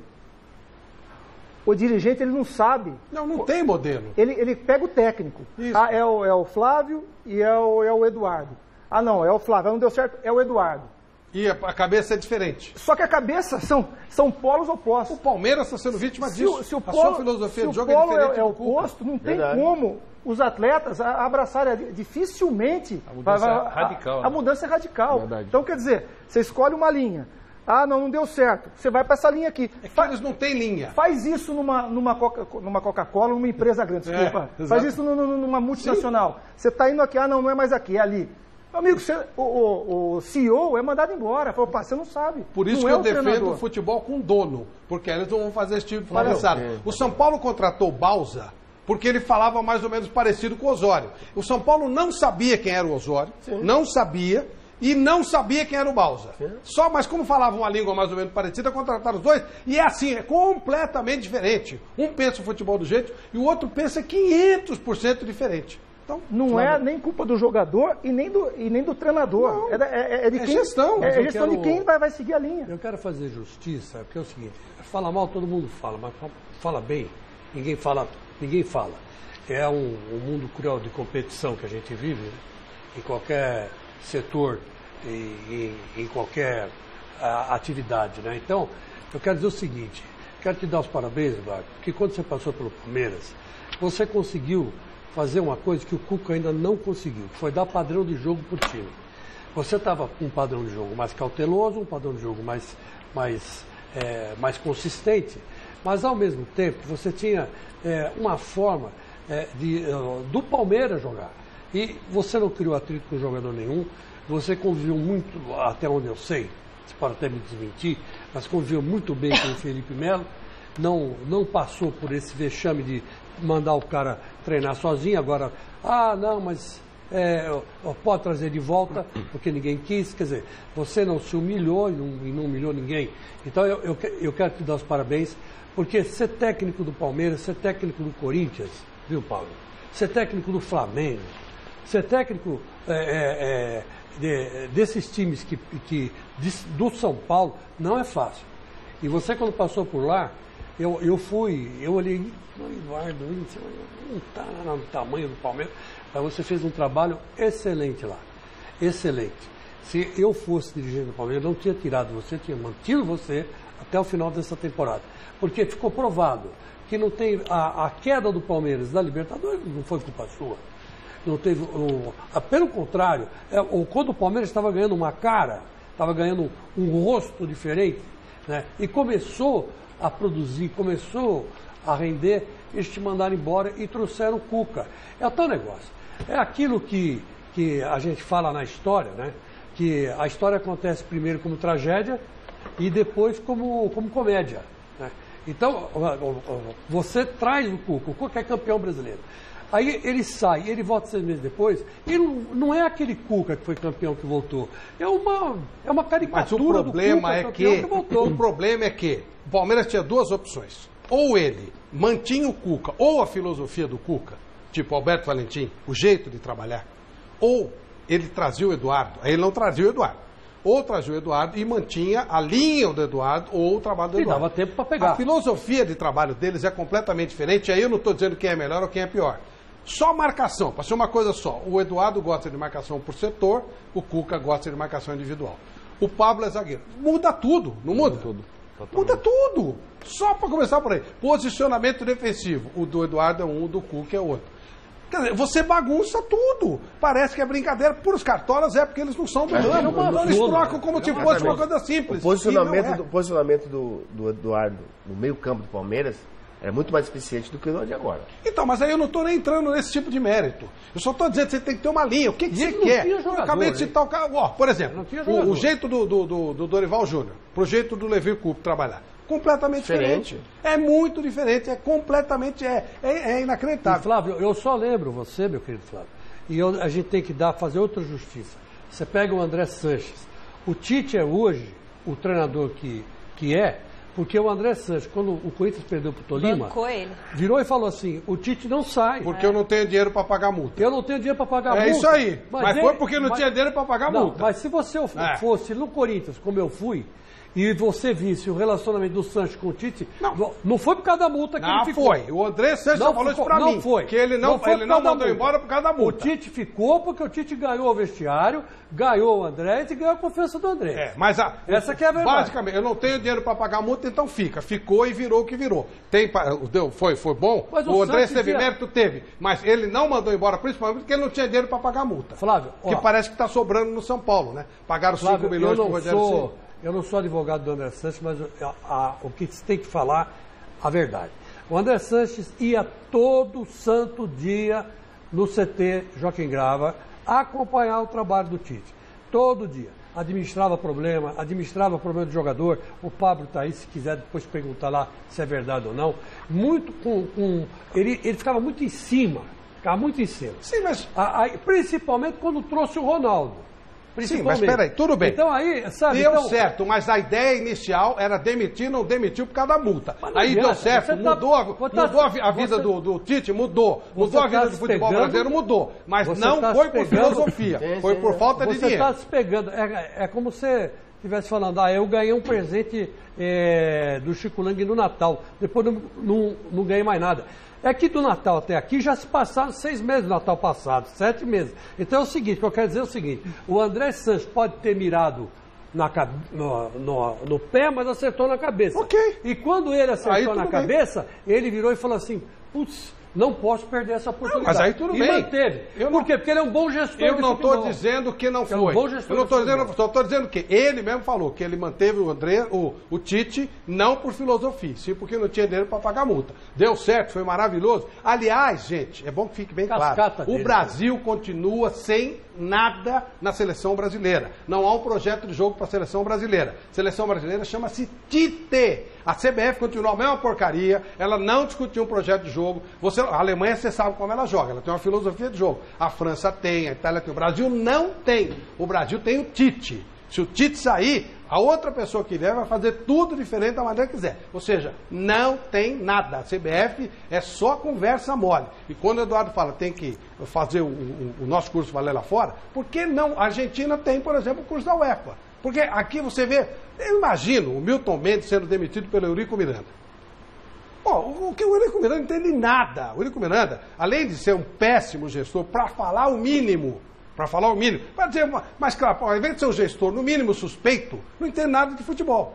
Esse cara vai conversar com o cara UEFA Pro, com 4 níveis de UEFA, e demite o cara. Como é que pode o negócio? Como é que você vai evoluir? Se o cara que não entende manda no que entende. E outra coisa, Fábio, o Chico citou aí que o Andrés ia todo dia no treinamento do Corinthians. Tanto o jogador quanto o treinador não gosta da figura do presidente, do diretor, todo dia no treinamento. Ele não precisa responder, mas eu sei que ele pensa assim, mesma coisa.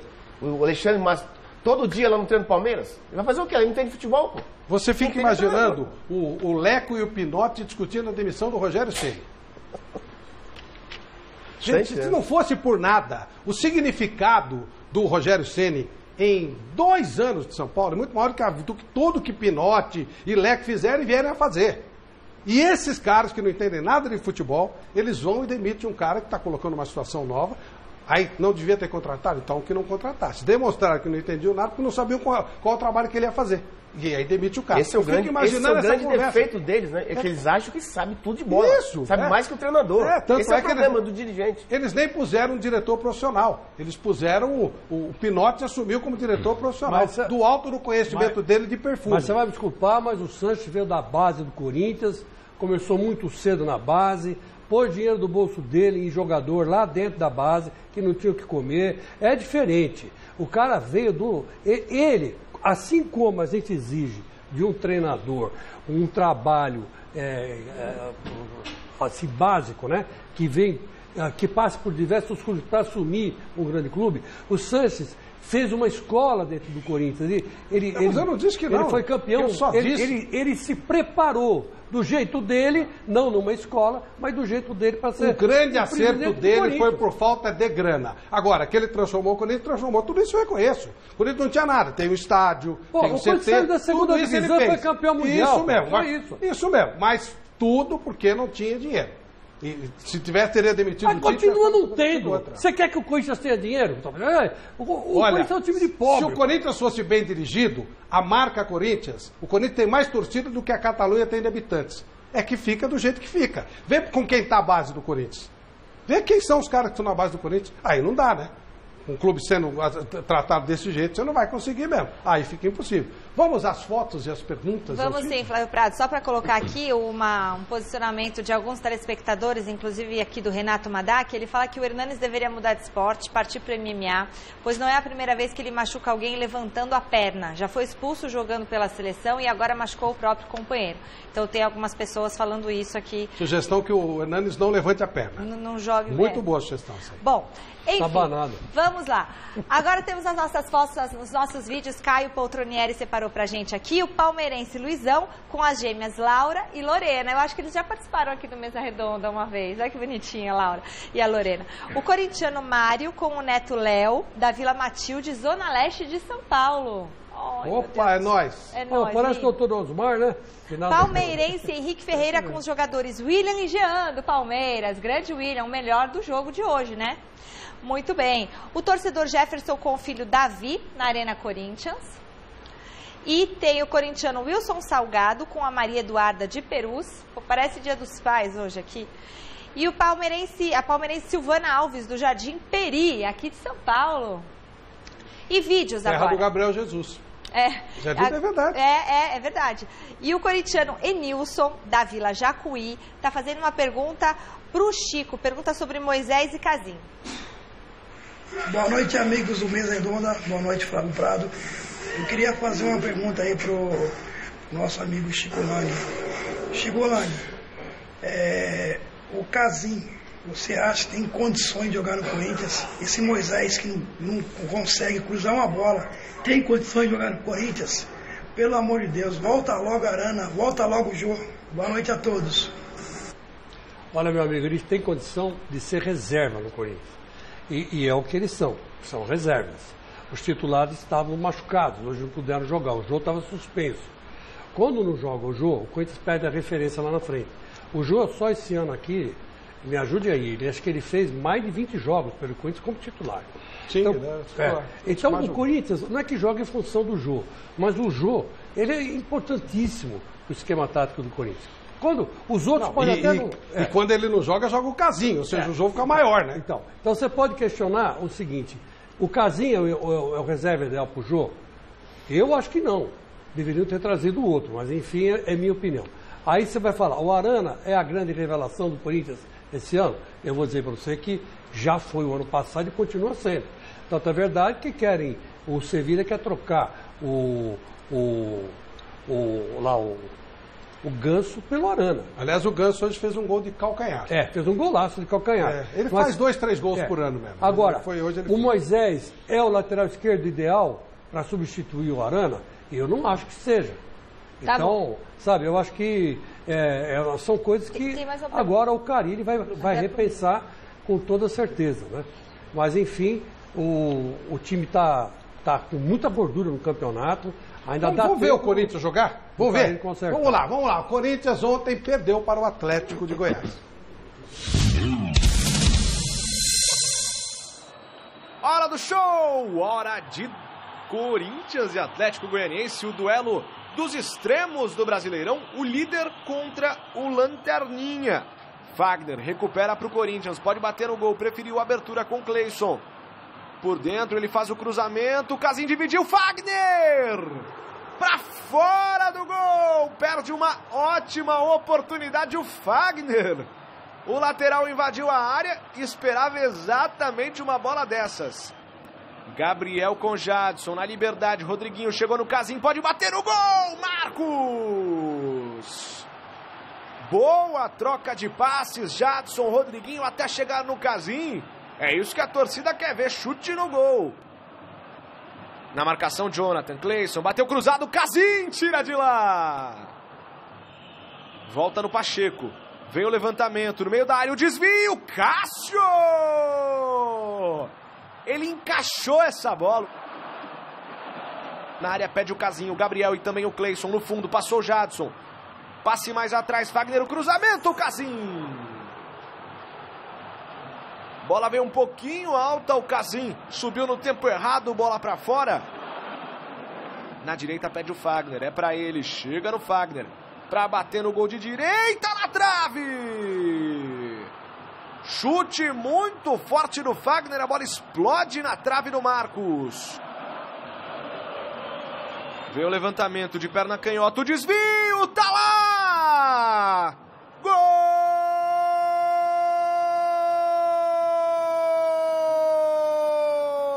do Atlético! Na cobrança do Bruno Pacheco, me pareceu o Gilvan subindo para cabecear, sem chances para o Cássio. Abre no Cleison, ele vai entrando com velocidade, Jonathan na marcação, Cleison. Trouxe por dentro, foi travado pelo Paulinho na hora H. O erro de passe, Rodriguinho de esquerda, a bola passa com muito perigo. Chute forte, alto no Rodriguinho.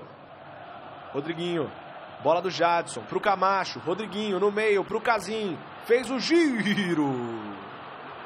Aí a bola decolou, alçou o voo, está na ponte aérea neste momento. Jadson na velocidade, faz o cruzamento, Rodriguinho, Marcos, a sobra do Cleison! Inacreditável! A defesa do Marcos foi um absurdo. De novo o Camacho tem espaço para bater no gol, prefere o levantamento. É pro Rodriguinho, corte Casim! Marcos! Outro milagre operado pelo Marcos. Jorginho colocou a bola no fundo pro Bruno Pacheco. São 3 contra 1 do Atlético. Bruno Pacheco na área, pede o Walter, ainda ele, rolou pro Walter. Rodriguinho salva o que seria o gol da derrota corintiana. Passamos de 49,5. Cleison, o levantamento na área, o desvio. Marcos! O nome do jogo fica com ela. E vai dar o estourão, 49,50. O Péricles Bassols olha para o cronômetro e encerra o jogo em Itaquera. Segunda derrota consecutiva do Corinthians aqui em seu estádio. Atlético Goianiense, 1. Gol de Gilvan, 0 para o Corinthians. Duas partidas em casa que a gente não podia ter deixado passar assim. Mas esse é o Campeonato Brasileiro, né? Essas surpresas aí, tá sendo a primeira surpresa que eu digo esse ano. Negativa para nós. Mas esse é o Campeonato Brasileiro. Eu deixo tudo na campo hoje. Hoje não é meu dia, entendo? Eu não tenho culpas para não fazer o gol, porque o goleiro faz defesa bem hoje, entendo? É para perder essa bola, para tomar gol, é meu responsabilidade, entende? Porque eu tenho muita experiência. Não pode perder essa bola. É um campeonato que eu sei que é difícil. A gente tem que trabalhar em cima dessa vantagem, mas são oportunidades que a gente tem que estar mais concentrado para fazer melhor dentro de casa. Eu só falo a verdade. Meu erro hoje, eu pedi, eu falei com eles desculpa, porque é muito importante para nós ficar junto, tá? Essas equipes vêm buscando essa bola parada. E você toma o gol, se fecha mais ainda e o tempo vai passando e a gente começa a acelerar o jogo e isso não é bom para nós. Escanteio e faz o gol. Eu acho que ele só tem esse jogado para fazer o gol, entende? Criamos oportunidades no tempo com o Cleison, com o Casim, que eu me lembre. Jogadas pelo lado com o Marquinhos, com o Cleison, mas a gente não conseguiu concluir em gol. E falar dessa diferença de ser o primeiro e de ser o último... Você entra com uma expectativa grande, né? Só que tudo se resume em gol e a gente não fez os gols que criamos. Não acho que o Casim tem que assumir a culpa de tudo, não. Ele errou, falhou, faz parte, né? Ele não tem o nível do Jô e ponto, a gente até sabe disso. Não é isso, Pablo? Não foi o Casim, o todo, né? Quando perde todo mundo, né? O Casim é um cara muito gente boa, onde particularmente gosto muito. Depois do jogo veio pedir desculpa pra gente, e a gente falou, pedir desculpa porque se perdeu todo mundo, nós somos uma equipe, já mostramos essa união de todos, um querendo ajudar o outro. É claro que num jogo como esse, que tivemos várias chances claras, na pequena área não fizemos o gol, a gente fica triste com isso, e é claro que ele é um cara que se cobra muito, né? Tem uma personalidade muito forte e chamou a responsabilidade para ele sem necessidade, porque nós estamos juntos no momento difícil, nos momentos bons, e é um cara que merece um pouquinho mais de carinho por ser um cara espetacular. Vanderlei, pergunta para o Pablo. Bom, com relação ao Corinthians, a vantagem é enorme, eu entendo. E nós estamos já no segundo turno, já estamos chegando em setembro, como já disse aqui, e a vantagem é absolutamente respeitável, né? O que é que vocês pensam sobre isso? Aqueles que vêm atrás, Grêmio e Santos, E Palmeiras, que são os 3 que estão entre os 4. Como é que você analisa o Grêmio, o Santos e o Palmeiras? Que tipo de futebol você vê neles? São 3 times muito fortes, né? O Grêmio, uma equipe muito qualificada, o Santos também uma equipe muito qualificada, o Palmeiras, né? Uma equipe que tem seus jogadores de qualidades. E o Corinthians vai manter a mesma tranquilidade, né? Se a gente der uma brecha, perder 3 jogos seguidos, os caras ganhar 3 jogos seguidos, essa diferença já cai absurdamente. Então, o Campeonato Brasileiro é um campeonato muito difícil, onde você tem que manter uma regularidade constante.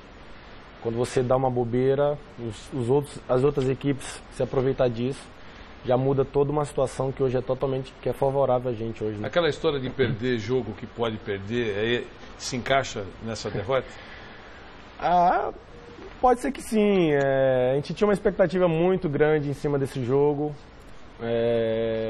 Ficamos muito tristes com resultados, né? Depois do jogo o Carille falou pra gente que a gente tinha que sentir essa derrota mesmo, ficar triste, né? Porque acredito que nós fizemos um grande jogo, completamente tendo absolutamente a equipe totalmente forte pro jogo, concentrada, várias oportunidades de gol, e sair com uma derrota dentro da sua casa, com a torcida apoiando, é complicado. Mas futebol são detalhes que faz toda a diferença. Ô Pablo, você sabe que eu torço pro Corinthians. Nossa, eu não pensei que tinha percebido. Revelou, né, Chico? Eu vou dizer a verdade. Revelação bombástica dessa noite de domingo. E eu vou dizer uma coisa pra vocês com toda sinceridade. Eu não consegui dormir essa noite, cara. Não consegui dormir. Eu não sei vocês, mas eu não consegui. Se é uma coisa que eu jamais esperava na minha vida, era ver o último colocado do campeonato ganhar do Corinthians 1-0. Do jeito que ganhou. Em Corinthians. Em Corinthians. Na minha cabeça, o Corinthians agora era para estar com 56 pontos de vantagem. Então, quer dizer, são pontos que, como você falou, o campeonato é muito difícil, é um campeonato muito apertado, e agora, no segundo turno, muitos desses clubes que estão para cair vão querer reagir mesmo. O Eduardo, que já treinou o Palmeiras, até que sabe que é assim, e vai acontecer uma pessoa dizer. Mas o que como é que você, que é um cara que torna experiente, um cara lúcido, né? Tá jogando ao lado do Balbuena, a forma uma dupla muito boa, eu acho que é a melhor do Brasil. O que vocês estão esperando daqui para frente? Tudo bem, estamos na frase o professor Carille mandou todo mundo sofrer, estamos na sofrência. Aliás, não é só vocês não, que eu como corintiano, eu estou numa sofrência danada, porque não estava acostumado mais com isso. Entendeu? Então eu vejo, por exemplo, jogadores que nem o Moisés e o Casim que entram, e eu acho que não estão à altura dos titulares. Eu, sinceramente, eu falo isso na cara deles, paciência. O que a gente pode fazer? Eu não vou apresentar o Jornal Nacional. Mas fale na cara do Pablo que você quer saber. Então, eu vou perguntar, mas eu tenho o seguinte, eu não vou apresentar o Jornal Nacional no lugar do Leopoldo. Porque se a hora que o cara ouvir aquela musiquinha eu vou travar. Não me dou bem lendo o TP. Entendeu? Então não adianta, eu não vou apresentar o Jornal Nacional nunca. Como talvez o William Bonner, se viesse para cá, também não ia falar nada. Porque talvez ele não entenda de nada de futebol. Ia falar um palavrão. Bom, é porque eu estou nervoso. Não, é que nós vamos ter que chancelar. É que é o seguinte, Pablo. Então eu quero saber o seguinte: o que o corintiano pode esperar daqui para frente desse time do Corinthians? Reage a essa crise aí ou não? Acho que a gente não pode dizer nem crise, né? Acredito que esses 2 jogos que perdemos, como eu já falei, foi um detalhezinho. Acho que uma falta de atenção nossa mesmo, como equipe. Né? Coisas que a gente não estava dando espaço para os adversários. Né? Eu acho que falta voltar a isso novamente. Esse detalhe, né? Essa concentração constante o jogo todo, que é difícil. Decorrer do jogo, tem jogador que dá uma desligada, mas a nossa equipe é uma equipe bem concentrada, bem ligada. E acredito que pode esperar que vai ser o mesmo Corinthians do primeiro turno. Bem concentrado, bem postado, todo mundo fazendo sua função perfeitamente, né? E essas 2 derrotas, é claro que quando você faz um primeiro turno, como foi o primeiro turno, para o torcedor corintiano é difícil, né? Pra gente também, 19 né? jogos sem perder.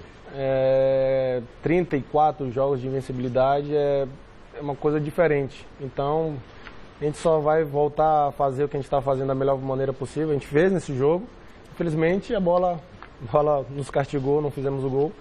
E o Atlético, se eu não me engano, teve 2 chances no jogo todo. Um cruzamento perfeito, uma cabeçada perfeita. E fizeram o gol. 75,8% ainda é absurda porcentagem do Corinthians no campeonato. É muito mais do que precisa. Nós vamos ver já o Santos, mas, Pablo, eu não posso deixar de perguntar sobre o seu contrato. Como é que está a tua vida com o Corinthians? Está bem encaminhado, já temos todos os números, tempo de contrato, salário, tudo acertado. Tivemos alguns empecilhos no meio do caminho, mas nada que deva atrapalhar, porque temos bastante tempo para resolver isso. Tenho mais 5 meses de contrato com o Corinthians. Não entra na janela, né? Você tem contrato até o fim do ano. Até o final do ano, então bem tranquilo, tá bem tranquilo a minha situação. Acredito que vai se resolver tudo o mais rápido possível. Você fica livre no fim do ano? O Corinthians não precisa comprar teu passe com o Bordeaux, tem que fazer alguma negociação? Não, tem que fazer a opção de compra, né? E já está ok isso também? Sim, estávamos acertados isso um mês atrás. Acredito que está tudo ok. Certo. Então você fica pro ano que vem? Acredito que sim. Legal. Tomara. Acredito que sim. Espero que realmente a coisa permaneça. Vamos ver como é que foi o Santos. Bom resultado jogando em Minas Gerais. No Mineirão, o Santos visitou o Cruzeiro e abriu o marcador no primeiro tempo com o atacante Bruno Henrique de cabeça, após receber cruzamento de Copete. No começo do segundo tempo, Rafinha recebeu o belo passe de Lucas Silva e quase sem ângulo chutou para empatar o confronto. Final, 1-1. Eduardo, esse Santos aqui é uma surpresa, né? Muda o estilo, muda o treinador e continua... Muda jogadores, né? Saiu o volante, né? A gente viu o Alisson, né, se reencontrando, fez um bom campeonato pelo Red Bull e tá bem, né? O Santos tem uma escola, tem um trabalho diferenciado, né, de base, né? Então sai jogadores e parece que não para a safra, né? E é um time que tem chegado e o Levi, né, tem feito um grande trabalho. Eu vim escutando o jogo no primeiro tempo, o Santos poderia ter decidido a partida pelo rádio, né? Sim. Eu vim no carro agora escutando, pelo primeiro tempo o Santos poderia ter definido até uma vitória. O Eduardo, você vai, esse ano você não trabalha mais? Você vai para a Europa, vai fazer cursos, como é que vai ser? Eu já me comprometi com algumas pessoas, né, que já me abriram as portas, né, na Itália, Espanha. Onde você vai? Eu estou indo para o Inter de Milão e Atalanta, devo ficar um tempo lá observando, vendo jogos, depois para Portugal, no Benfica, né, e estou tentando acertar alguma coisa na França e Inglaterra, ainda não consegui. Então, né, só se for alguma coisa fora do comum aqui, com um projeto para o ano que vem, com alguma coisa para o ano que vem. Mas, né, eu já estou decidido a sair esse tempo e voltar em dezembro para aí sim ver se tem alguma coisa para mim aqui. Curso da UEFA você pretende fazer? Não tem calendário, né? Ele é só no meio do ano, né? Ainda eu vou torcer para a CBF, para a Conmebol, né, acertar com a UEFA para que a gente possa regularizar. Eu tenho 4 anos de curso, né? Acho que vale a pena esperar um pouquinho a CBF. Michele, vamos ao premiado de hoje? Vamos sim, só para dizer uma coisa, procura pelo seu ingresso aqui, pro seu show, maior do que pela camisa do Botafogo, viu? Que legal. Impressionante, todo mundo querendo assistir. Venham então, né? Não é tão caro assim. 7 de setembro. 7 de setembro. 21 horas, Vampeta, César Sampaio, Bruno Prado, eu contando histórias do futebol. 2 Santos e 2 nem Santos. Então, olha, para o par de ingressos, o vencedor é o Marco Antônio, do Jardim Tremembé, aqui de São Paulo. Marco Antônio, par de ingressos. E para a camisa do Botafogo é o Leandro Belarmino, de Campo Limpo, Zona Sul de São Paulo. Obrigada pela participação de todos vocês e amanhã a gente se encontra às 6 da tarde no Gazeta Esportiva. Legal. Pablo, muito obrigado por atender o nosso convite. Boa sorte. Eduardo Batista, parabéns pela sua opção de escolha, de gestão de carreira. Bacana. Obrigado. Muito obrigado. Abraço, Vanderlei. Abraço, Abraço, Chico. Flávio. Abraço, Miller. Amanhã estarei às 6 da tarde. Abraço, André Sanches. Ao lado do casal Michele Janela e Celso Canhoto de mais um Gazeta Esportiva. Tá fazendo o maior gestor do futebol brasileiro.